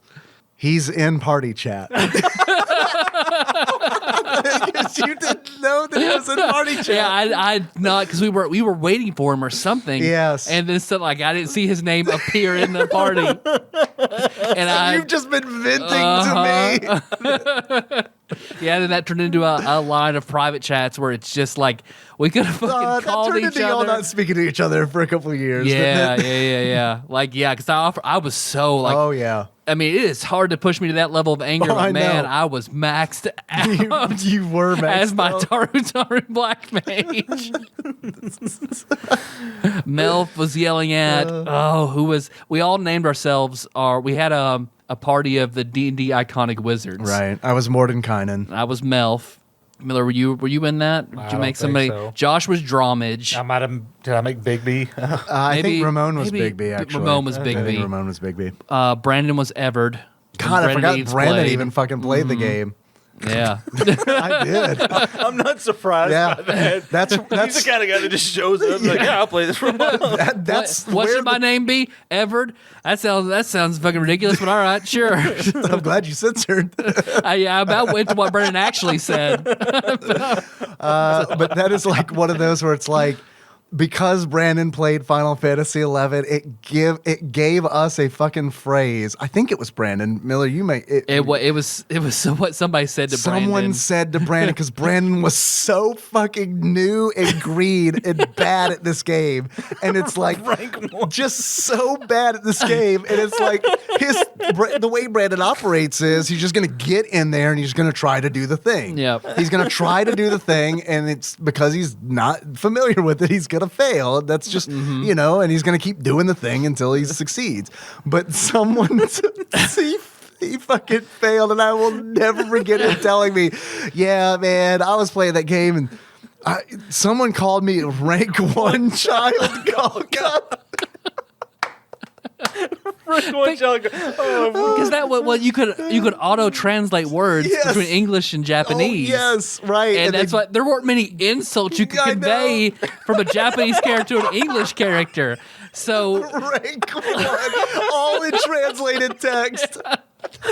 So he had pissed the Japanese player off who didn't know what else to say to him, because you're ranked 1 through 10 on like your home missions. Like you start off in one of 3 cities, and then the more prestige you get in that city, you go up in rank. So rank 1 being the lowest, the worst. And Brandon was playing Galka. So rank 1 child Galka. Oh god. I remember one of my best memories I have in this game is Brandon playing his Galka and getting poisoned. And it's like, when you're poisoned in this game, if you don't have like Poisana or like a potion or like an antidote, you're just dead. You're fucking dead, man. And it's like, I remember him, he was freaking out, and he was like, what do I do? What do I do? And I'm like, and I was playing as a white mage. And I'm like, actually, I don't know Poisana yet. And he's like, so what do I do? I was like, I guess you just die, man. I don't know. And then like, the funniest I will never fucking forget this. Him playing this giant ass Galka. I mean, you will forget because you forgot Brandon played the game. that is true. Let me rephrase that. I hope that I never forget this. I hope when I'm regaling to Henry Jr., listening to Kevin Smith talking about come while I play this game, that Brandon's name will come up. I remember him playing a giant ass Galka, and I'm just like, I don't know what to do for you, man. And him running around until his hit points get down to like 10, and then he just slowly walks up to me and sits down. He just sits down defeated. And what's hilarious is they did not program a death animation from the sitting position. So what happens is Brandon's like character gets to 0 hit points. His character like slowly stands up and then falls over dead. Which, you were a white mage. Yes. But you didn't know Poisana. Yeah. You knew Cure, I'm assuming. Yeah. You could have just kept healing him until it wore off. I don't remember what happened. It was not an option. Okay. It was not an option. Maybe you were out of MP, but Could be. I know. Or maybe I just want to watch him die. There's that option. How could I Tokyo be Final Fantasy 11? Right. This is it. This is it. Play a white mage. Don't worry. I got you. Oops. Have a max level white mage go out to the dunes where everybody's dead and just laugh at everybody that's on the ground. That's how you do it. Start to cast Raise 3 and then walk away. So it stops. there were a lot of good moments, but I remember this is one of the high points of my life. So we're all sitting around playing at that apartment, and Dave and I are basically sitting as we are now, God. which you can't see. I know where this story is But going. I'm sitting, he's like sort of facing the not opposite direction as me, but sort of caddy corner. Sure. You're in my periph. Yeah, and another friend of ours who we have, do we even reference him? He who shall not be named. Yeah. Right. He who shall not be named. And we call him that because of what now, looking back, appears to be a very small slight. But He unfriended us on Facebook. bastard. So he had another nickname at that time, which I still can't explain the nickname, but we all thought it was fucking hilarious. You came up with it.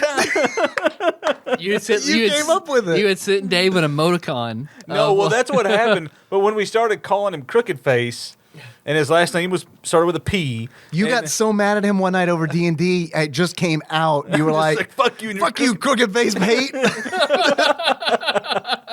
So, Dave And I boy, did it stick. Look at him, because no one's talking, and you're just sending Dave messages. Look at it. Look at his fucking face over there. Look at how fucking crooked it is. What I said, the first one I said was old CFP semicolon backslash. And Dave and I lost it. Dave and I have never been closer I lost it, friends man. than we were in that moment, because I thought I wanted to stand up and walk out and never come back because I'm never That's the gonna last time we saw Miller. I'm never gonna make somebody laugh that hard ever Oh my again in my God. life. And he was sitting there like, that's what like you guys were dying laughing, and he was just like confused, What? looking back and forth. What is so funny? And every time That he would was the open his best part. mouth, I know. I'm losing again. I mean, and that's what he was in my first wedding, and I got everybody flasks, and of course I had his what is Because we all had our initials. yeah, on and I had our his be CFP. Man, looking back at it, we're assholes. hell yeah. He asshole first. That is true. He just That the is fucking. true. He was the fucking worst. Like I am understanding and I am forgiving, Oh. but that dude like had to not be a part of my life anymore, and he is gone. I am putting in the description of this episode the origin of he who shall not be named. This is going to garner attention. The dude has done some shit and told some lies, and I mean he wrecked my car. He Forgot about this. He hit the mayor. yeah, of the college town, tried to pass himself off as you. me. And then I get a call, like, I didn't tell him he could borrow my car. He just took it one morning. Like, He I stole your was asleep. car. He went and took my keys, left. I don't even know if he had a driver's license. He Reared did not. the mayor, He did not have a driver's hands license. over my insurance like he's me. And then the cops are like, no. take him to jail. And I get a call like, Mr. Holland, your car is over here by the Hawaiian Ice. So I have to go meet the cop and get my car back. And then a month and a half later, he knocks on the door with his goofy, crooked grin waving at me, and I just close the blinds. So wait, are we just telling stories now? Oh yeah. Yeah. There's so many. Oh, yeah. He could be a Patreon episode, all the fucked up shit. Could we get in trouble for that? It's all true. We used to pay him in hot dogs. In ramen. That's true. He was essentially homeless. He wouldn't Yeah. work. He would farm items in WoW for us, and we would pay him in hot dogs. I remember, like, you would give him a cigarette per stack of crawler silk. I know. Yes. You- In Final Fantasy XI. Yeah, I would have him play as my character to farm items, and I would give him a cigarette per stack. That's like, 'cause we didn't ask him to pay rent. We did hot dogs and ramen, and he would like remember. I remember he didn't clean the house very well one week, so we took away World of Warcraft. You changed the password. He just very angrily like stomped around and cleaned the house. He finally got a job. Oh man. He yes. got a job and would just like go to his work. And a month later, he's still like leaving at 8 o'clock and coming home at 4.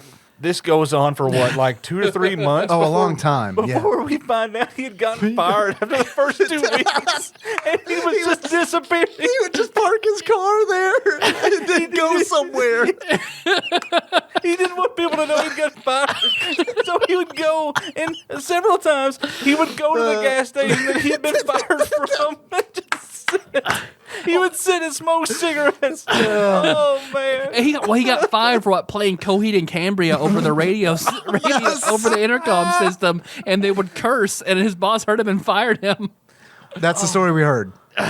We don't That's know true. why he was That's really true. fired. The dude's a compulsive liar. Like I've heard so many different versions of the same story out of him. He also got into a fist fight on the firing range. Right, Yeah, that's a story that we heard. That he was in the military, and there are Allegedly. different stories about how he got kicked out. And I know he's listened before, so hey man, if you're listening, hey, listening, fuck right off. He's in party chat, Tyler. I see like someone walk around the corner with a fifth mic. Oh Oh, sub jobs. Sub Jobs. Oh, yeah, sub jobs. So you could, at level 30, I think it was, you could assign, not only are you playing as your primary job with abilities and spells and shit, you could say, hey, I've got another job that's leveled. I'm going to make it my sub job, which means it's a fucking weird. I don't even know how to explain the concept. It's just you have the abilities of half of your main job. So, like, for example, if I'm a level 30 white mage and a level 30 black mage, and I want to progress as a white mage, but I want to kind of boost myself a little bit, I can attach my black mage as a sub job. Yeah. Right. And what that means is I'm level 30, so half of that is 15. I get access to everything a black mage has at level 15. Is that right? Exactly. Yeah, and boost your magic and all that stuff a little bit. Yep. And that kind of becomes like, I think that's one of the best things about this game is because it kind of becomes a little bit like Final Fantasy Tactics Advanced.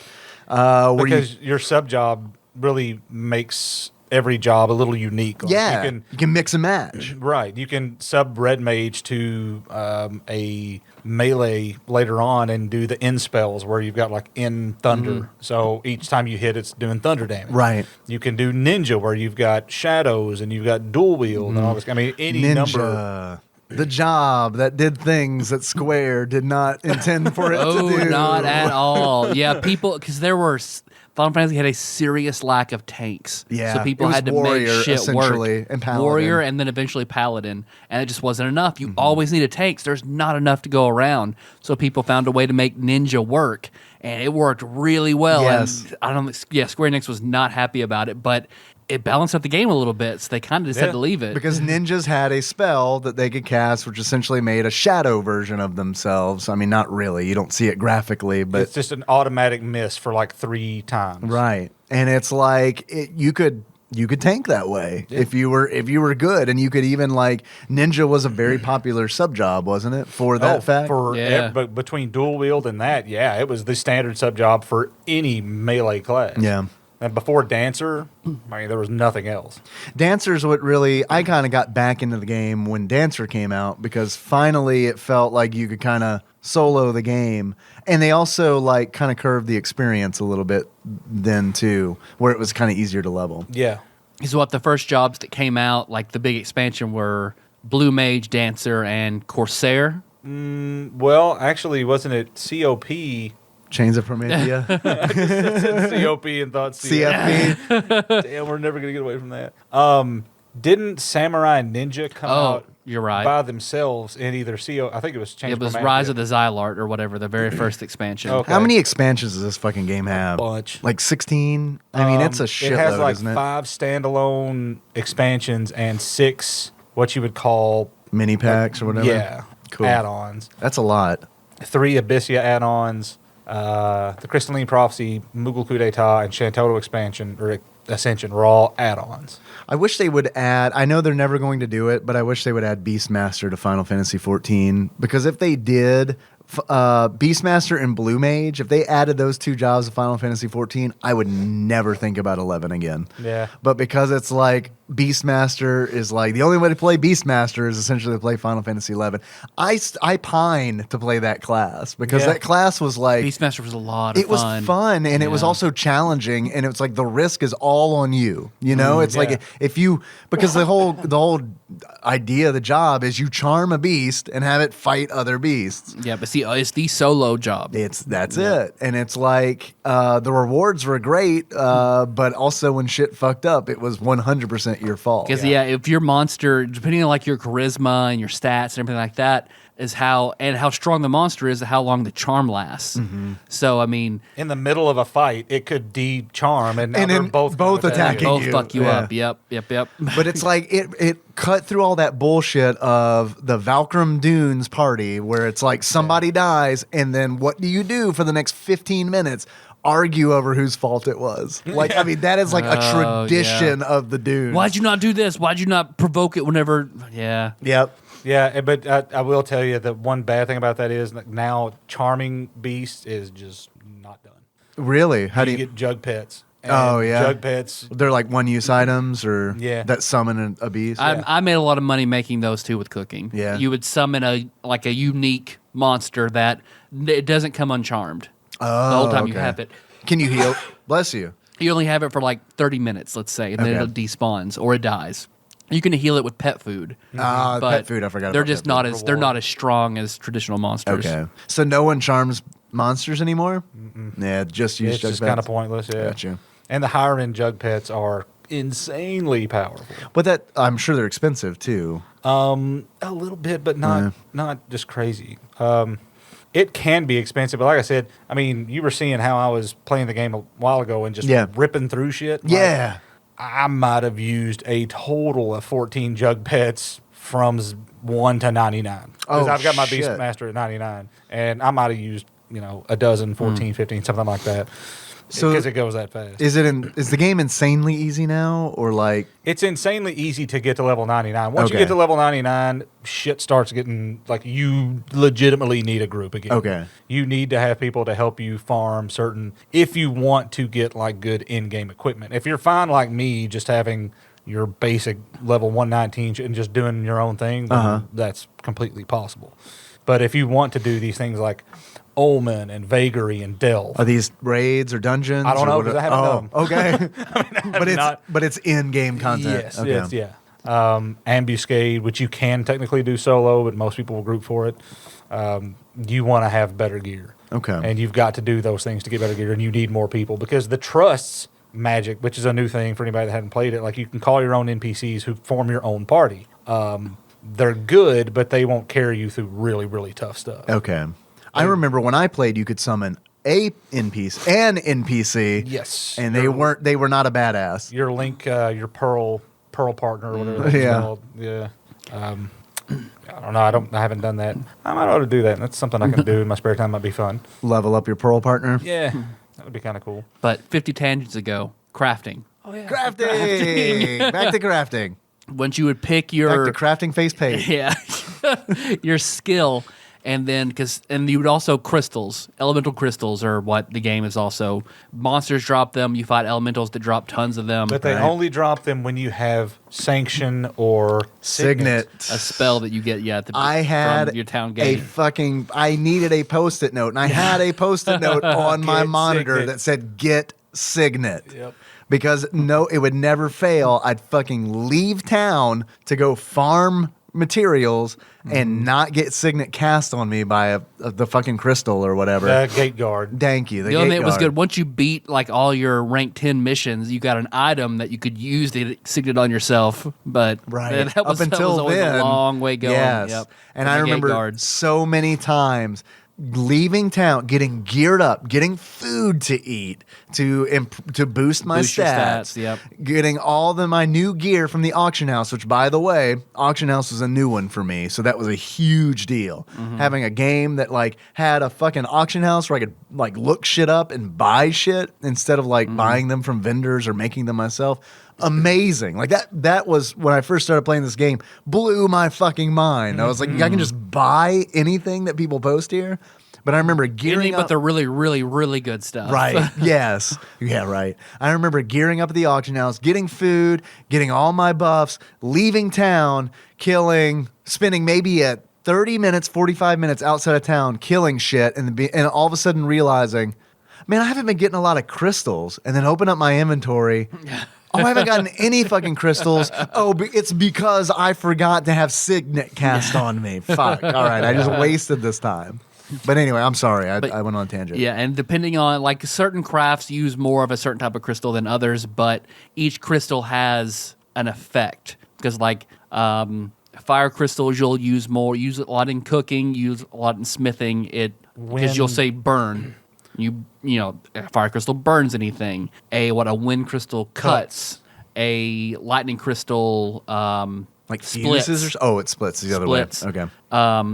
What is it, like an earth crystal melds, and they each have a certain effect. So depending on a dark crystal decays, so that's how you can break items down into their ingredients. Does this and sound shit like that. archaic? Because it is. A little bit. It's like crafting in this game is like really learning a spell as a wizard. I mean, it is insane how much shit you have to juggle. Yeah. And Square Enix was always sort of, they wouldn't tell you exactly what really mattered and what didn't matter. What? And, Not yeah, Square. I Not know. Square. So you could go to the guild and sign up at the guild and start getting guild points. They'd ask for an item every day. You could turn in so many for guild points, and eventually get enough points you can get like these special aprons and gloves and a certain other kind of item like spectacles or whatnot that boost your crafting Podcasting skill. ability. Yeah, and it like the higher your skill, like you needed a 10 rank to start making this certain kind of item, and then but it might be a 10 ranked item, but you could start at like 8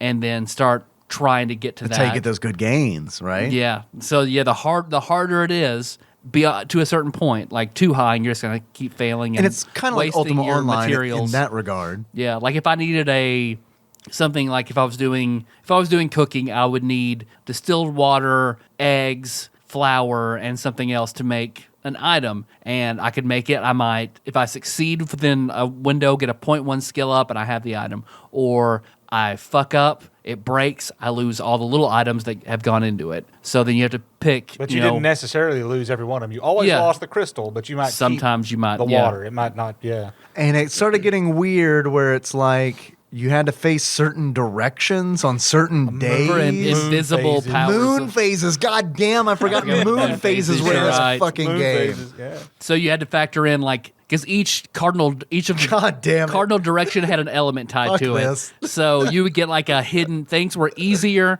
if you used like a earth crystal on Earth's day facing south. So you could Right. if you had all the stuff to make a really good recipe for a 15 item, Yeah. and you only had like a 10 skill. Well, okay, wait till Earth's day, face south. Wait and- till 3 in the morning. Set your alarm for 3 in the morning to wake up to make these fucking things. Yep, and then you'll be in enough skill range where you can actually do it and get skill. And then, but once you were like at 14, so where you're not gonna get that much skill, so then like the opposite of Earth, I think was wind. So then you wait for Wednesday, face north, No! so that way then No, this sucks! yeah, then you take a negative so you can keep building on No, that recipe. this sucks! And we haven't even talked about gardening yet.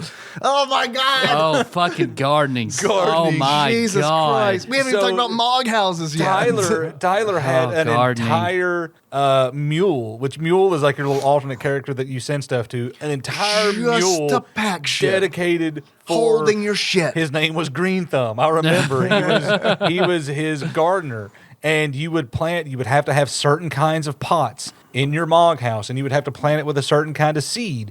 Then you would have to feed that seed certain types of crystals on certain days to And certain grow the phases of the thing moon. that grow the thing that you want to have a chance to grow the thing to that you grow want, like right? taru rice. Right, yes. Yep. Because some shit that was just like like sushi. Like sushi it was the most profitable, but It was all the good shit to food. get it was hard to. It was good for ninjas, right? Yeah. Because it raised So- like what? Agility. You and- could get your accuracy. agility, your accuracy, and your okay. evasion and shit like that. Here's just so Tyler's fishing obsession was leading to one thing. There is a quest in Sandoria where Oh you my have to God. turn in 10,000 moat carp. Moat carp. And when you did, you got Lu Shang's fishing rod. Mm-hmm. Do you remember how much Lu Shang's fishing rod was selling for when you could find it on the auction house?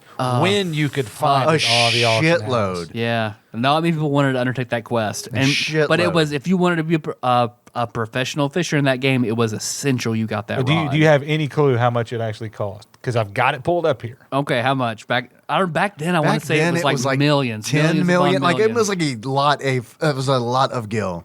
It is now selling only for 1 million.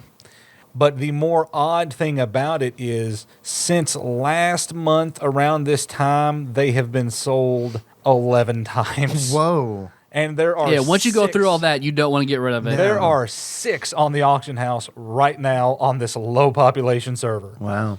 Because it is all the other fishing rods under the Lu Shang's fishing rod fucking suck. Because and it depends on if you're fishing in a stream, if you're fishing in a city, if you want a bamboo rod or if you want an artificial rod. It's Yeah. all you get better catches with a wooden rod, but they break really easily, and so many casts, and they're expensive to have to go get more bait and shit. So Lu Shang's fishing rod is nigh unbreakable, and it's wood. and it just has it's the second best rod in the game. Let's put it like that. It was. I don't think it is anymore. Yeah, or there are more because I know the Ibisu was the legendary. You got to get back in, Tyler. Big deal rod. You got to get the best rod. I started that quest, but it required you get like your fishing to 95 plus to be able to catch the fish that you had to get different pieces of the Ibisu rod to have somebody put together. Oh, so you were on the way. I was on my way to that. I see. Because like the first thing you have to do is break your Lu Shang's fishing rod to start the quest, and that's really really hard to do. You have to get like 100 skill like fish and to actually break it, because otherwise it was nearly unbreakable. The Ibisu rod is 100% unbreakable. It's a standout characteristic. But once I broke it, then I started and I got halfway through the quest. Because my fishing was like 93, I want to say. And that alone took forever. Your fishing was 93, and you fished like...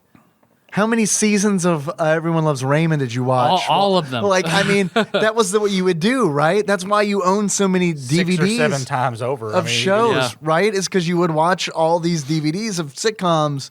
In culinary school, that's what I did was because I was in class... Monday through Thursday. Right. They didn't have class on Friday, so as soon as class was over on Thursday, I would drive bitches. back. Fuck bitches. Fuck bitches, smoke weed, fish, Final Fantasy, Make money. and make money. Yeah. That's it.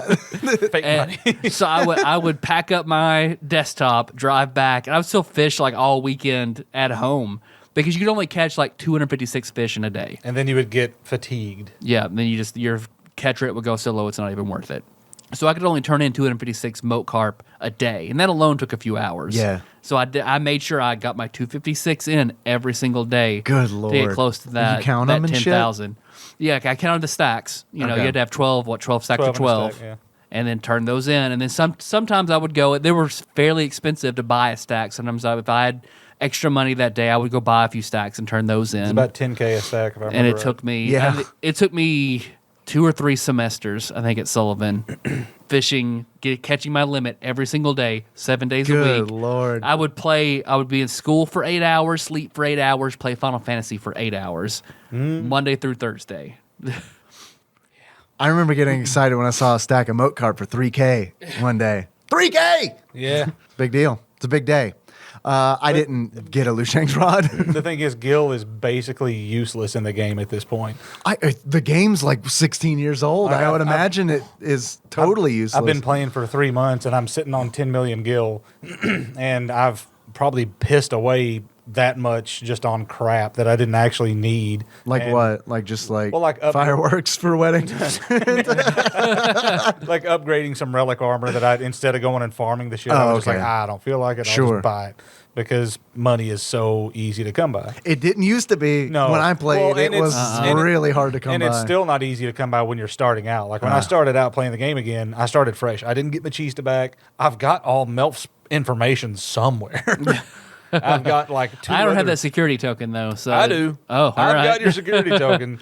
I'm pretty sure your account no longer has that Lu Shang's rod. I was like, dude. You did say you had like 10 million gills. So Well, that's when I knew he was serious about quitting. I was like, well, if you're just giving me your account, I'm going to rate it. And he's like, go ahead. I'm like, okay. Because I mean, fishing made me fucking rich. I had like all the best shit in the game that you could buy. I had like all the like stuff that was nonsensically expensive, like the +1, +2 versions of shit, like the elemental rods. Like as a crafter, you wanted all the elemental rods Why because is they that? also gave you a hidden bonus to crafting. whenever you hidden had- bonus when to you had on crafting. the rod. Yeah, more when you had it crafting. equipped. So more folds in the crafting.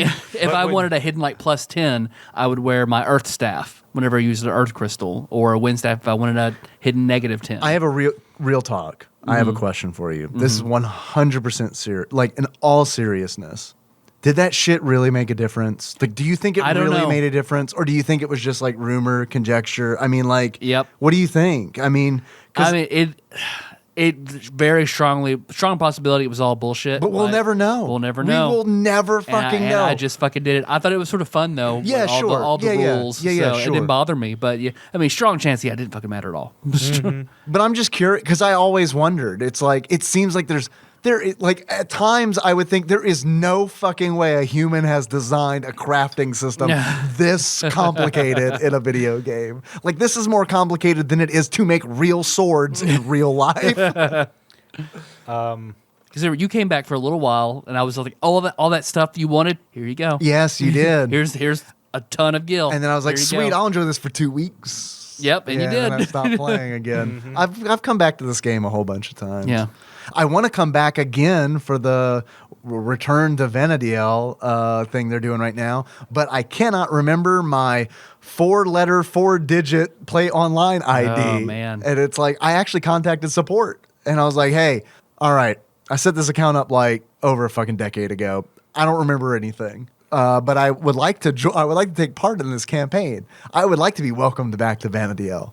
And the customer service representative was like, all right, I need your name, your date of birth, your email address, and your address. And I said, okay, I can do the first 2 things. The third and fourth thing, do they need to be the ones that I use to set the account up? Assuming, of course, that it does. And I believe it was, I can't remember his name, unfortunately. It wasn't Austin from Amazon. He was like, yeah, actually it does. I was like, I can't do that. He's like, try your best. I was like, okay.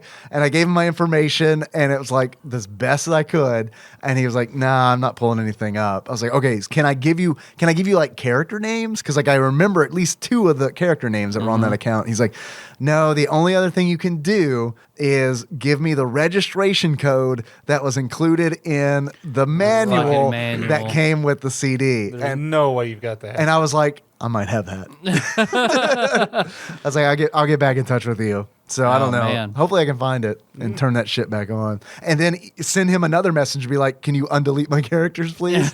Yeah, it was whatever, like your email this was pre-D&D, right? So it was pre-Finnegan. It's before my Gmail address, yeah. And I was actually going to ask you after we were done, Tyler was going to ask you if you remember the email address I used at the time, and Miller, I was going to ask you if you remember the address of the Pike building.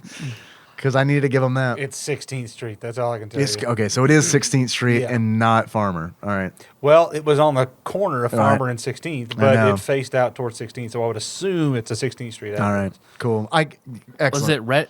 Was it one or red plastic cup? No, it would have been like, this is where it gets real fucking in the weeds. It could either be my murraystate.edu email address, or it could be my whatever the fuck internet I had in Murray at the time. Might have been Charter, might have been Murray Electric. I don't fucking know.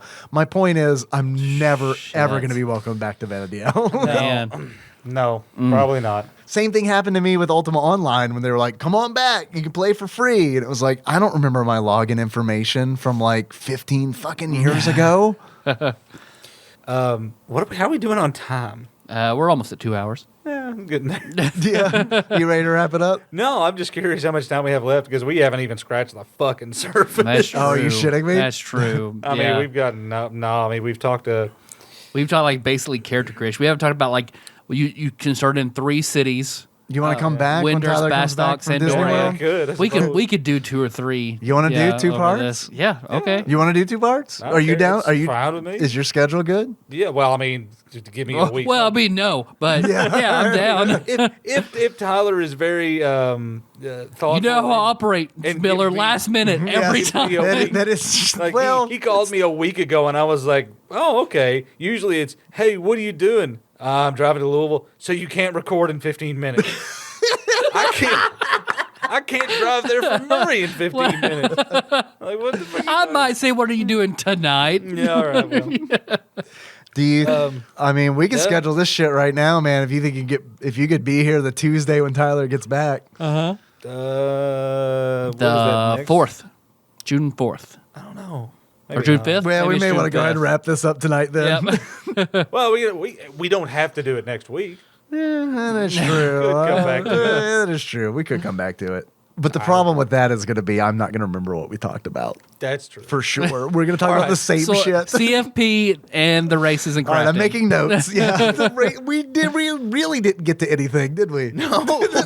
There's just so much shit. Yeah, I mean, we talked about CFP and we ate chocolate. So That's true. What a bunch call of bitches we are. Let's call it a good podcast. I think it was a good Let's podcast. talk about our live-in hobo and eat chocolate shipped to us from across the United States. I do want to talk about NMs and I want to talk about HNMs. We Okay. can either Okay. do that now or we can save it. I don't care. I mean, I mentioned NMs. You said pen, so NMs, Notorious Monsters. This was also a new concept to me when I started playing this game, and I fucking loved it. So, oh yeah. NMs were notorious monsters or named monsters. I've heard it both ways. I don't know which is correct. But essentially, you would go out as a Taru or whatever into Saruta Baruta, and you'd fight fucking crawlers, which are fucking gigantic caterpillars. Yeah. Every now and then you would see one that wasn't named Crawler. It would be named, I can't remember the one that dropped Mist Silk Silk Cloak. Yeah. Cape, yeah. What Let's do you see. remember what its name was? Yeah, I can't remember either. Let me see if I can find it. No, I can't remember. But I mean, the Leaping Lizzie and Oh Bastok. my God, Leaping Lizzie. That was that. Whenever I could hand you those boots, My I was very happy. Because Leaping Lizzie dropped the point of NMs is like you would kill one and there was a chance that they would drop a crazy good item. Right. And Leaping Lizzie would drop the Leaping Boots, Yeah. which were like every guide I would read online where it's like, oh, if you're playing Thief, you absolutely have to have these Yeah, or you because- are Garbo. Spiny Speepy. Is that it? Oh my God. doesn't It's even been ring a so long that it didn't even ring a bell. Yeah. But like Spiny Speepy. Valcom Emperor. Yes. The Emperor's hairpin. Yeah. I remember. Plus 10 accuracy, plus 10 evasion. Oh God. I played with somebody for a long time and I missed this person. I wish I knew what happened to this person. Wintermilk in Final Fantasy XI. Yeah, met him once or twice. Nikki and I played with him regularly. Really the only story I remember from Wintermilk in his real life, he was a teacher and he claimed at one point in time the Beastie Boys came to his school and performed. I won't forget that. No. And also it was like we played a lot together, but he was also kind of like private other than sharing the Beastie Boys moment. But we would duo a lot. And I remember him telling me one day that he was done playing the game. And I think he actually sent it to me in a letter or something. Like, I mean, it was like, you got on and had the message in your inbox. yeah, because there's a mail system. And it was like one of those things where it's like, oh, fuck, Wintermilk's just gone. Like, just gone. Like, it was nice that he wrote a letter saying, hey, I'm out. But it was also like, what the fuck? Like, this person is just just gone. And then I was like, God damn it. This is like 2 weeks ago, we found the Valkyrie Dunes Emperor and got the Emperor hairpin, rolled for it, and Wintermilk won. Oh, what an asshole. And it's like, I want that hairpin. I want that hairpin so bad. Yeah. But yeah. That's when you came back, you're like, yeah, man, I always wanted these items. You always talked about the Leaping Boots and the Emperor hairpin. So whenever I was able to buy those with my fishing riches, when you came back, I was like, here you go. It was Emperor's very- Leaping Boots. It was very, very Because nice that was- of you. that was- Very nice of you. 500,000 gil. because that was after they had put out, it was actually the Bounding Boots and the Empress hairpin. Because Right. the ones that dropped from the NMs, you couldn't sell. You couldn't sell. But You had they to started- upgrade them, right? Well, no, you got the non-exclusive ones Oh, from right. some BCNMs or something, I Yep. think. But like, I mean, I was now. God, like, fucking BCNMs. BCNMs. And getting That's what I meant. seals and shit. When I said H&M, I meant BCNM. Yeah. Because Tyler, you and I used to run Colo, the fucking bat and the Bats. Furies. We are dual Beastmasters. With our Beastmasters, and we would have that strategy where we're fighting 3 bats and all the and you would charm BCNMs, too. and then fight one. Fight There was Colo a BCNM Colo. 30 that dropped Utsasimi Ni. Yeah. Yeah, that the was, ninja that was one of the spell. big things. I was just Yeah, happening. that's how I got mine with the everybody went in as ninja, and when you would face it were monsters that could paralyze you if you looked them in the eye. So everybody would go in as ninjas, face away from them, and spam the elemental wheel ninja spells. Spells. until Thanks they're for listening, dead. everybody. Spells. Thanks for that ninja shit with that spells. But I just happened to be walking through, I think it was Labyrinth of Von Zozo one day, and I was in there leveling, and I was like, Oh, there's an NM. I wonder what he does. Oh, moldy earring. Cool. God, fuck. Just randomly, just happenstance. Yeah, it just happened to be the one that dropped. And I remember that was one that, like, Tyler, you had camped for that for a long time. It was really important for Black Mage for a long time. People would camp these spawns because the items were so valuable that people would camp these spawns. And it's like coming back to you, Tyler, saying like ways to be a dick and troll in Final Fantasy XI. And play like Tokiabi, like I did in Ultima Online.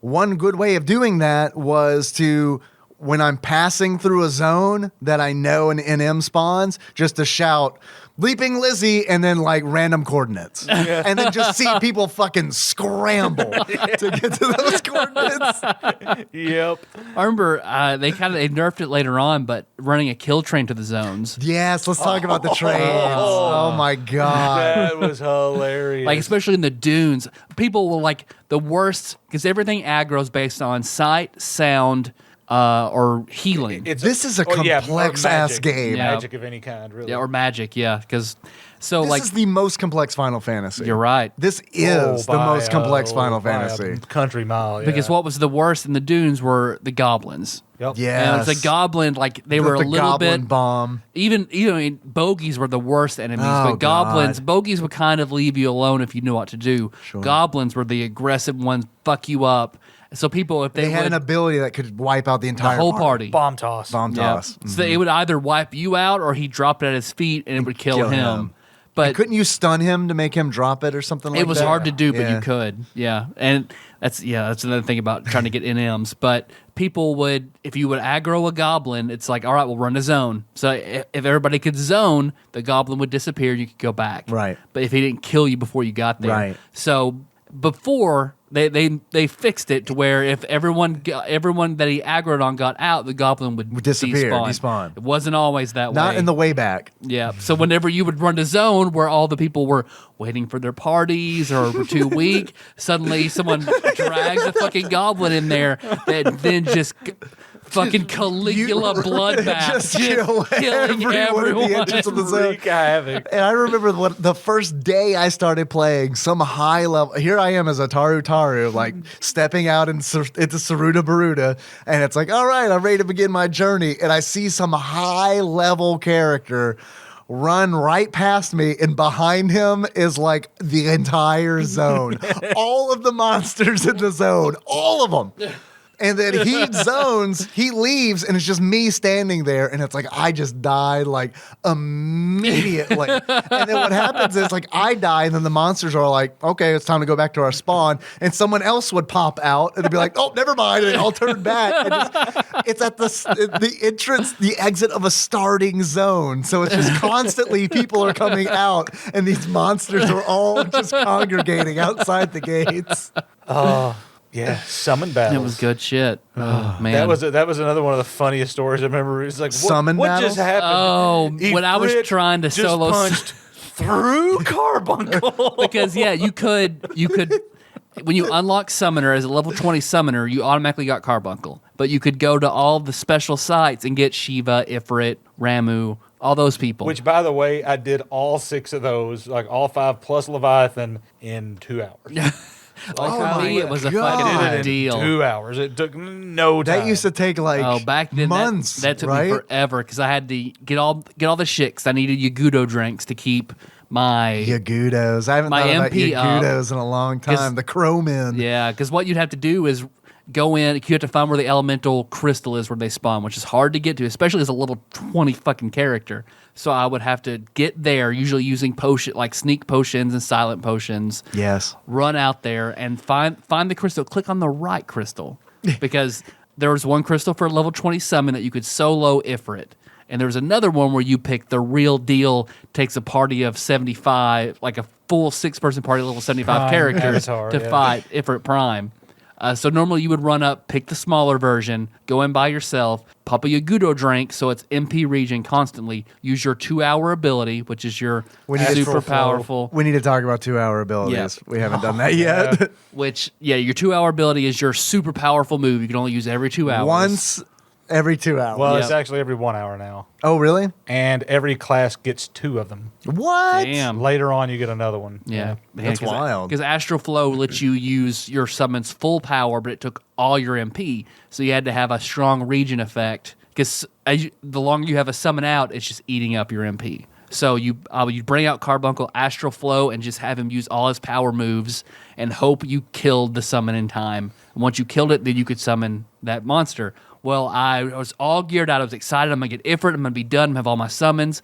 I didn't realize I clicked on Ifrit Prime, and I run in to that party by myself as a level 20 fucking character, and I just run up. I sick Carbuncle. It's a fucking blue radioactive squirrel just runs up to massive-ass Ifrit. I'm behind him like a good distance, but I just see Ifrit just whine back, and when he punches, he hits Carbuncle instantly vaporized, and then somehow he also hits me, and I immediately die. He had cleave. Yeah. Oh, God. They've fixed He punched that. through Carbuncle. Carbuncle. I soloed all of the primes. Shit. Because you don't have to do it as My level dick 20. is so big. No, I mean, that's the thing now. There's no level cap on them. So at level 99 with level 119 gear, I just did all the prime fights. Yeah. And just beat the shit out of them and you're done. Like, you don't have to.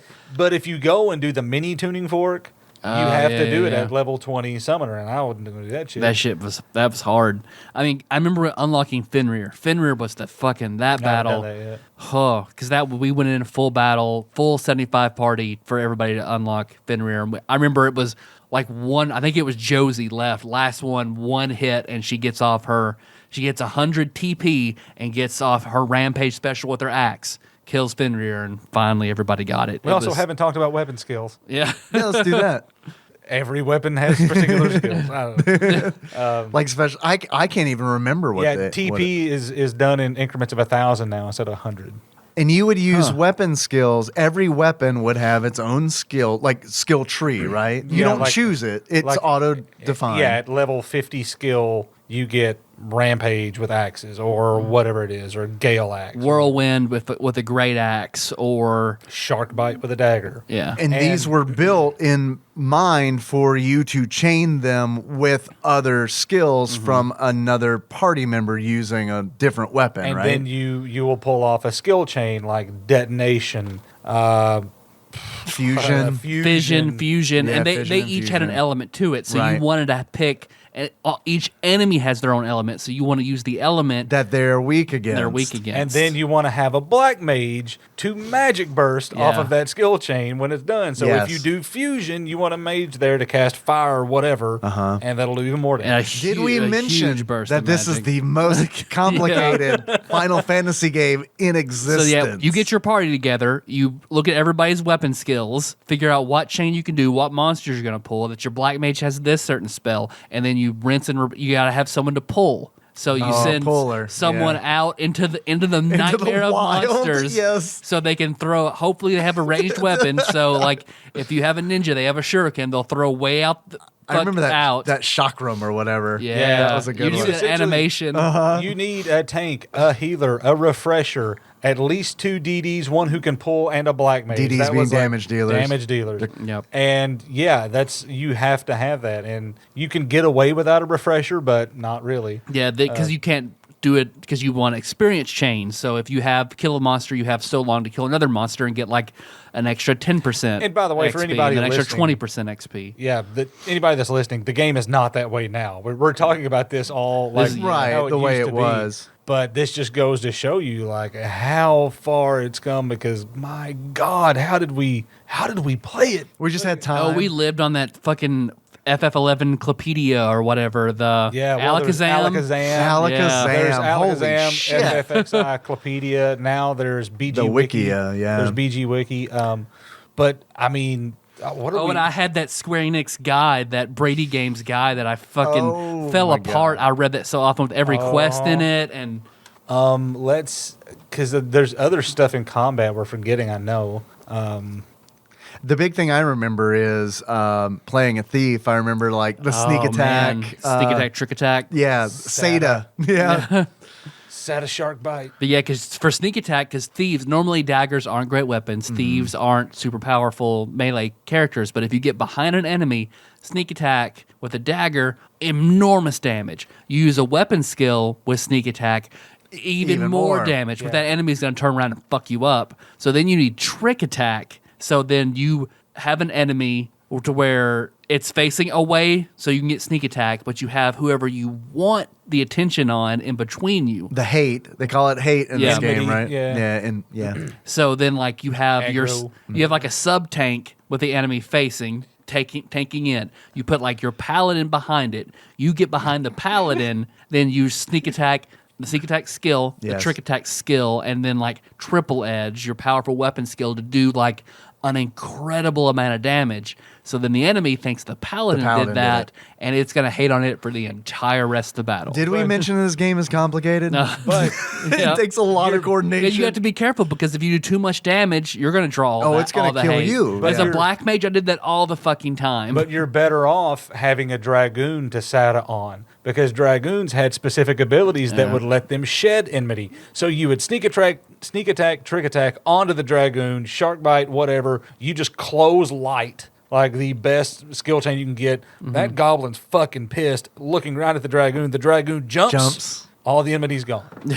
And he turns back around to the paladin tank. or the ninja or whatever and just keeps going. So, yeah, Thief and Dragoon always made good partners.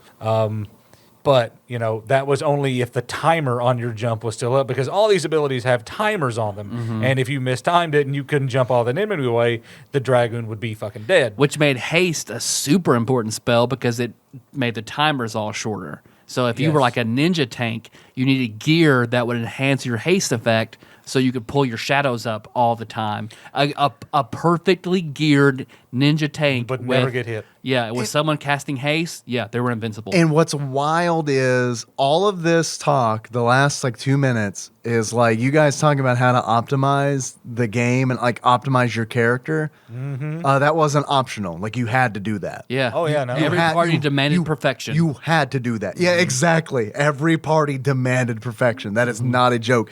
And it's because there was no fucking room for, there was so No, little it room was for so error. hard. So little room for error. And the other thing that we haven't talked about is that is the only way to get XP is to do those parties. There's 2 other ways you can get XP. These little books that you read that give you like 1,000 XP that don't Forgot mean about shit. those, yeah. They're worthless because they never give you much. And then BCNMs will give you just like a little bit of experience. Burning Circle, Notorious Monsters. yeah. yeah, Man, I forgot what that exactly. meant. But other than that, you just so like quests in the game in most MMOs are essential to gaining experience.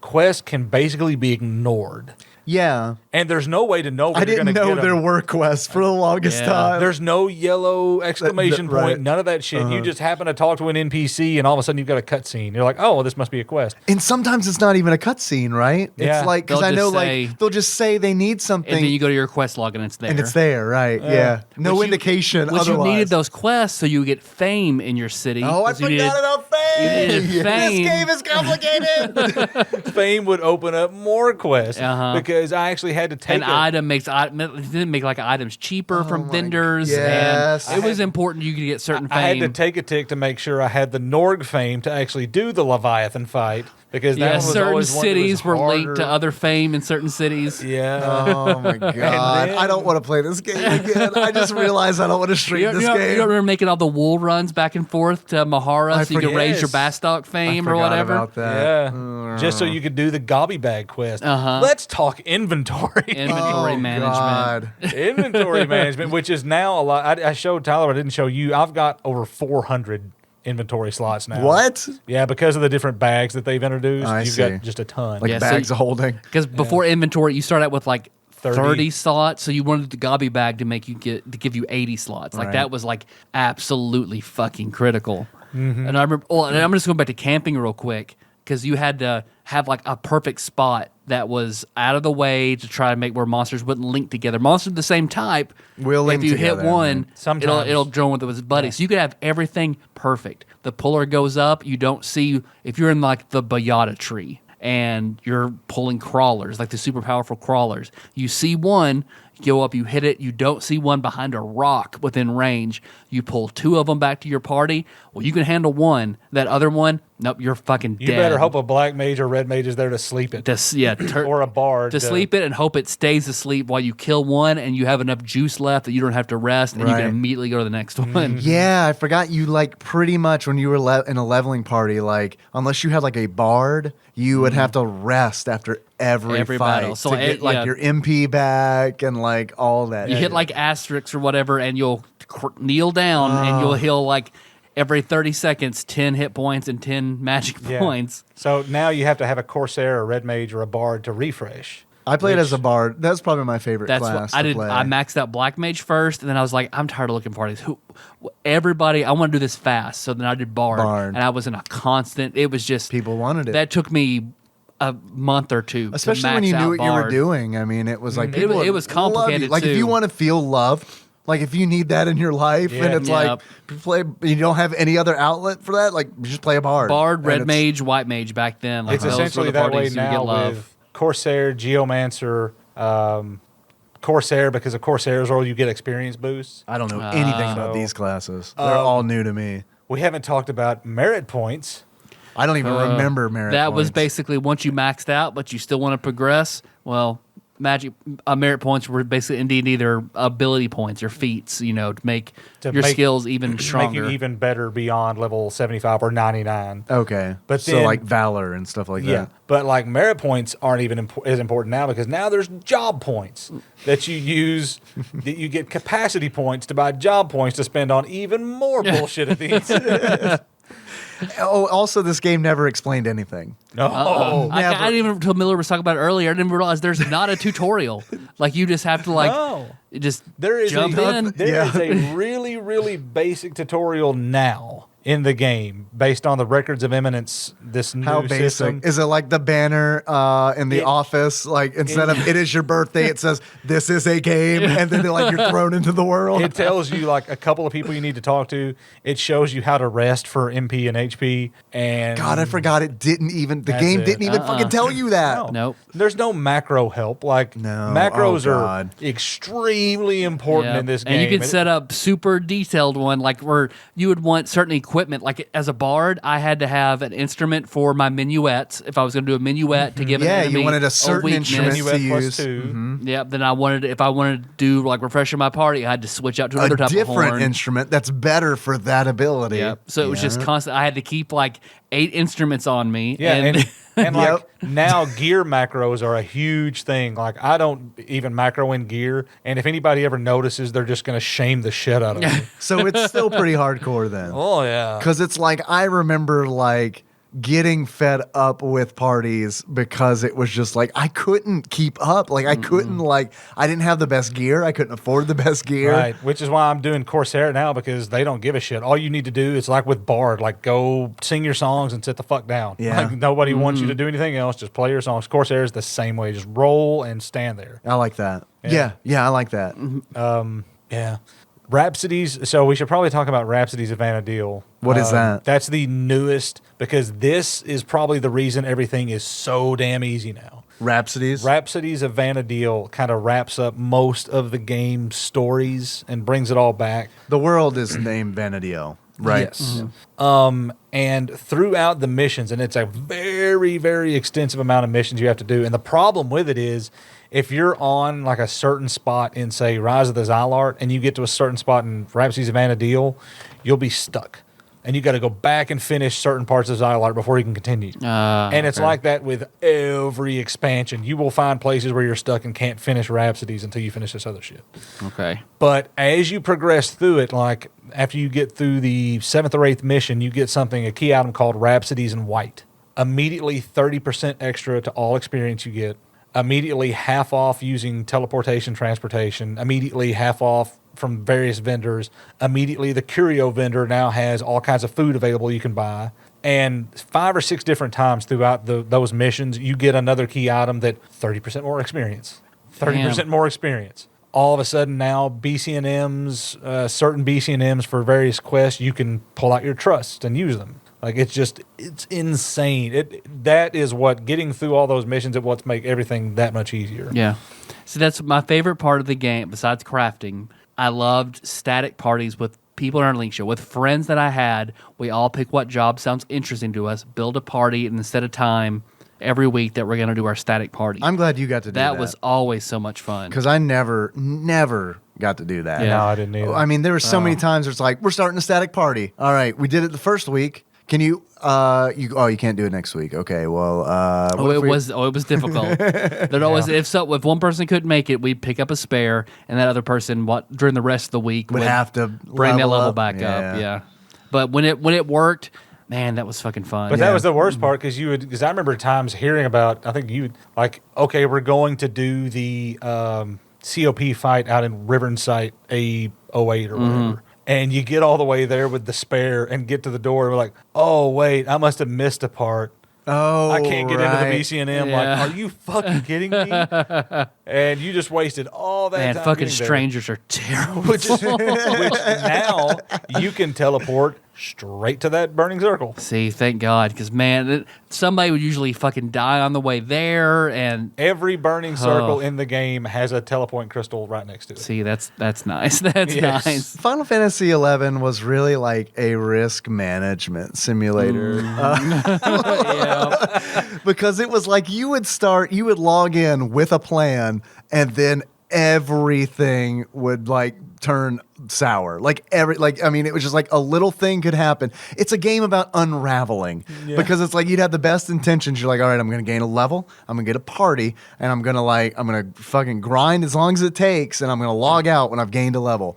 And it's like on that way, it's like a million fucking tiny things could happen that would just like throw a monkey wrench in that, where it's like, oh, well, actually it turns out that there's no one online right now in this zone. So I have to sit and wait for a party With your flag up.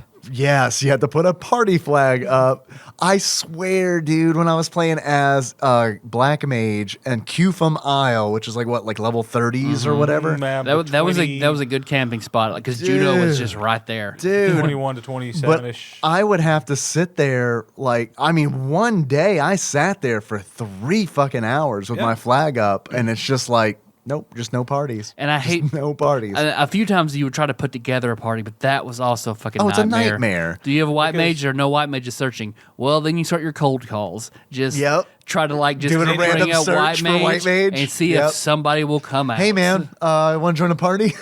It's halfway around the world. We No can't get you thanks. here quick. Is that going to be a problem? The feeling when you get the auto-translated party, do you need it? Like, oh, God, yes. Well, yeah, you as a dragoon, I imagine that was just the fucking worst. And nobody wanted my poor dragoon ass. I was convinced that was going to be my first level 75. And I remember when I dinged it, that was after I had already left Uhana. And I was with the Methalos Syndicate. Because I remember saying, oh, shit, I just hit 75 dragoon. And Methalos was like, really? That's a ding worth mentioning. That's pretty great. I thought you were going to say everyone was like, who are you? We don't like your name. Because, I mean, dragoons were good on, because not many classes could use piercing weapons except dragoons. So whenever you needed to fight a What was that, flying... pentathrust? Or whatever that weapon skill? So whenever you needed to fight like bats or dragons or some shit like that, especially dragon and M's, like you wanted dragoons. But other than that, like you don't want to put in the time to get the dragoon. You just want the 75 dragoon. What else have we not talked about? I don't know. That's about 2.5 hours though, so we should probably resume it later. I think we should wrap it. I feel like this has been a great conversation about the Yeah, game. no, I miss it. I think we need to do a part 2 and talk even more in depth because there's still so much I'm down more to do shit. that at some point in time. We've done. There's been no story talk about because the missions in this game are really incredible and well thought out. That's true. I mean, the cutscenes from one mission are just awesome. But we haven't even fucking gotten there. well, there's also I also want to talk about Final Fantasy XIV essentially just being the spiritual successor to this game. It's kind of like it's certainly more simple. Yeah. But it's I feel like on a lot of points it's pretty much the same game, It's just very similar. just evolved for modern for the modern MMO player. And it would be fun to have a conversation about the death and rebirth of Final Fantasy 14, yeah. with horse birds and all that. Yeah, I would love to talk about that. I remember playing the beta for like the first, and I remember playing it for a few days thinking, this seems awesome. And then I actually paid for it and played it, and I'm like, what the fuck is this? This is horse shit wrapped in cow shit, sprinkled with dog shit. It was the worst. We have. Please come back. Oh, okay. Yeah. So we can talk more about Final Fantasy 11 and 14. Quick memory, so don't forget, Dave. Yeah. I think it was a memory I enjoyed of you and I playing Ride or Die, Guzgan Mines, Dacron, my monk, Mordenkainen, your monk. Monks, punching our fucking way through that mine. monks are strong against skeletons, Uh-huh. and Guzgan Mines are fucking full of nasty skeletons. Crawling So I with remember them. you and I like trying to get a skull for some sort of quest. It was a quest item. It was a magic skull for somebody's sub job. Yeah. So I remember guarantee. I'm down there with you as my monk. Yep. And then we're deep in the Guzgan Mines back. before Yep. we finally get one. And then like we're out of items, we're out of anything, and Exhausted. we just use our 2-hour abilities, which is like 100 fists. 100 fists. And that's just nonstop punching. So Yep. we just hit that and just aggro so many skeletons, Yep, and we're just both just punching our way punch. through the They're fucking falling, mine. trying to get to the zone. Yeah, I cherish that memory too. I was thinking about that today when I was getting prepared for the episode, and like totally even forgot about it until you mentioned Yeah. it. So I'm glad that you did. Not the good memories. Well, thanks for listening, everybody. Find the show on iTunes, Stitcher, YouTube. Uh-huh. It's up on YouTube. So miss the next episode. If we can work this out, we'll work this out. If we have to do something else, I'm not sure, but Yeah. we'll see. Because I might be in Disney till next week, so we'll see what happens.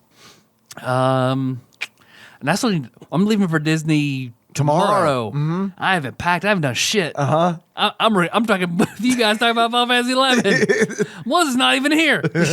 She's not even here? She had to go buy shit for vacation. So I thought the indicator of her not being here was the fact that she's not in here going, fucking get off the goddamn podcast. And pack. So you're about to be in a lot I of told trouble. her, like, Miller's coming in and we're talking about Final Fantasy 11. It's gonna be a long one. I told Nikki the same thing. I was like, I don't know how long it's going to be, but I haven't seen Miller in a while. Yeah, and we are talking about Final Fantasy 11. Becky, I'm sure, is at home with no concept of the fact that I'm not here. Like, I don't know if Kenna could walk the last time she saw Miller, and now she ran up to Miller and talked to him. So that's how long it's been. So let's see. Hey, you want to send us a package like we got Kira today? and Bunny did? Yeah, you can send You it can do to TADPOG Studios, care of Nicole Nance, PO Box 3785, Paducah, Kentucky 42002.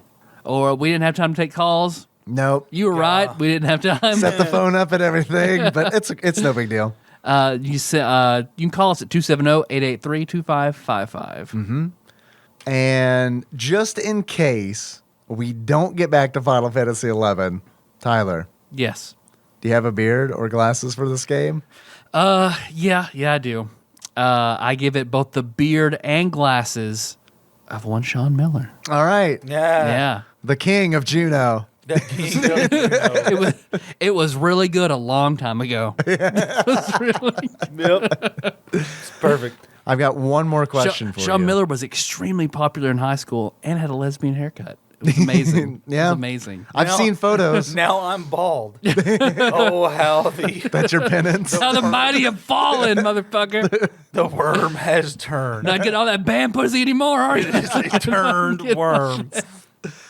Tyler, does this game belong on the NES Classic? Yeah. You fucking better believe it, Tom. All right. That settles that.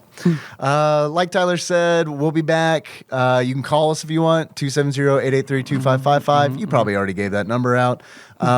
Most importantly, hey, we have a Patreon. Hey, did you Yeah. enjoy this? I feel like this was a really good episode. I do too. If you enjoyed this, please consider donating to us on Patreon. You can find us at patreon.com/tadpog. There are a lot of cool people there who are very nice and generous and are donating to us. I want to thank Mark Haruluk. Did not pronounce that correctly. Thank you for the big ol' increase, big ol' fat Holy increase. shit, that's a big bump. So thank you for that. I'm going to go out on a limb here and say actual Mark? Are you actual Mark? Let me know. Oh shit. Let me know if you're actual Mark. Actual Mark will in Twitch chat will know. Everyone else is like, I don't know who the fuck actual Mark is. You can also why don't you leave us a 5-star review on iTunes? It is the biggest marketplace for podcasts, and if you don't want to donate, you can't donate, but you still want to help, that's probably the best way to do it. You can find us on Facebook, TADPOG on there. Just search. You know how to do that. And then we're also on Twitter. So thank you to everybody who's liked us and retweeted us and all that fun stuff. Hell yeah.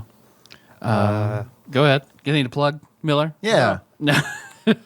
No, there was just silence, and I couldn't stand it. I forgot that you can edit out the silence later, so I was like, dead air. Dead air. Let's see. Our theme song is Smooth by Seymour Drive. Leave that track for the insurance at TADPOG.com. Yeah. Hey, you guys want to close this out? Let's leave it up to Miller. I could not fathom that you were still doing the tagline at the end. I'm like, goddamn Brandon, still leaving his fucking mark over everything. Fucking Everett. Fucking rank 1 child Galka. Just spraying it all over the place. like a cat, Yeah. man, just spraying it. Speaking of spraying it all over the place, I do need to get home. Well, my nose has been running this entire fucking episode. I've got nothing to blow my nose on, but like my sleeve is just crusty. I used to get in trouble in kindergarten. Oh, for me that. too. Oh yeah. Now I'm gonna wash my own shirt. I have Fuck you, Mom. My red dinosaur sweatshirt just fully crusted to the elbow. It's dried mucus. Have you been inseminating a horse? No, just runny nose. How would you like to close it out, Miller? Let's close it out like Mr. Ed. If he were eating peanut butter and artificially inseminating, I guess that wouldn't be artificial, would it? Inseminating another horse. No. He's got like like a syringe in his hoof, and he's just shoving it in there. He's inseminating Mr. Hands. I'm not jacking off this horse. It's inseminating my hands. How would this even sound?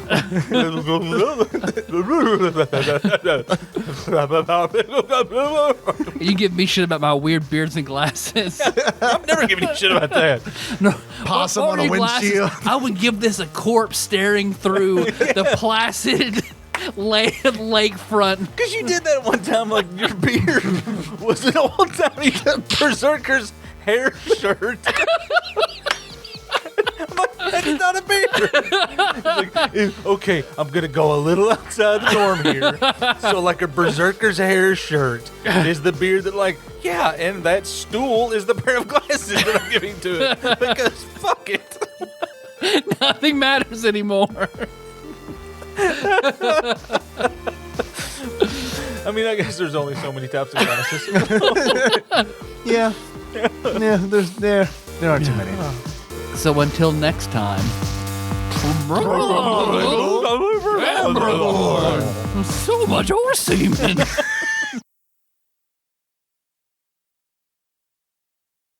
All the microphones. Big black dicks. Dicks in my face. I'm not going to be a singer at the end of the episode saying big black dicks. Oh, shit. Thank you for that.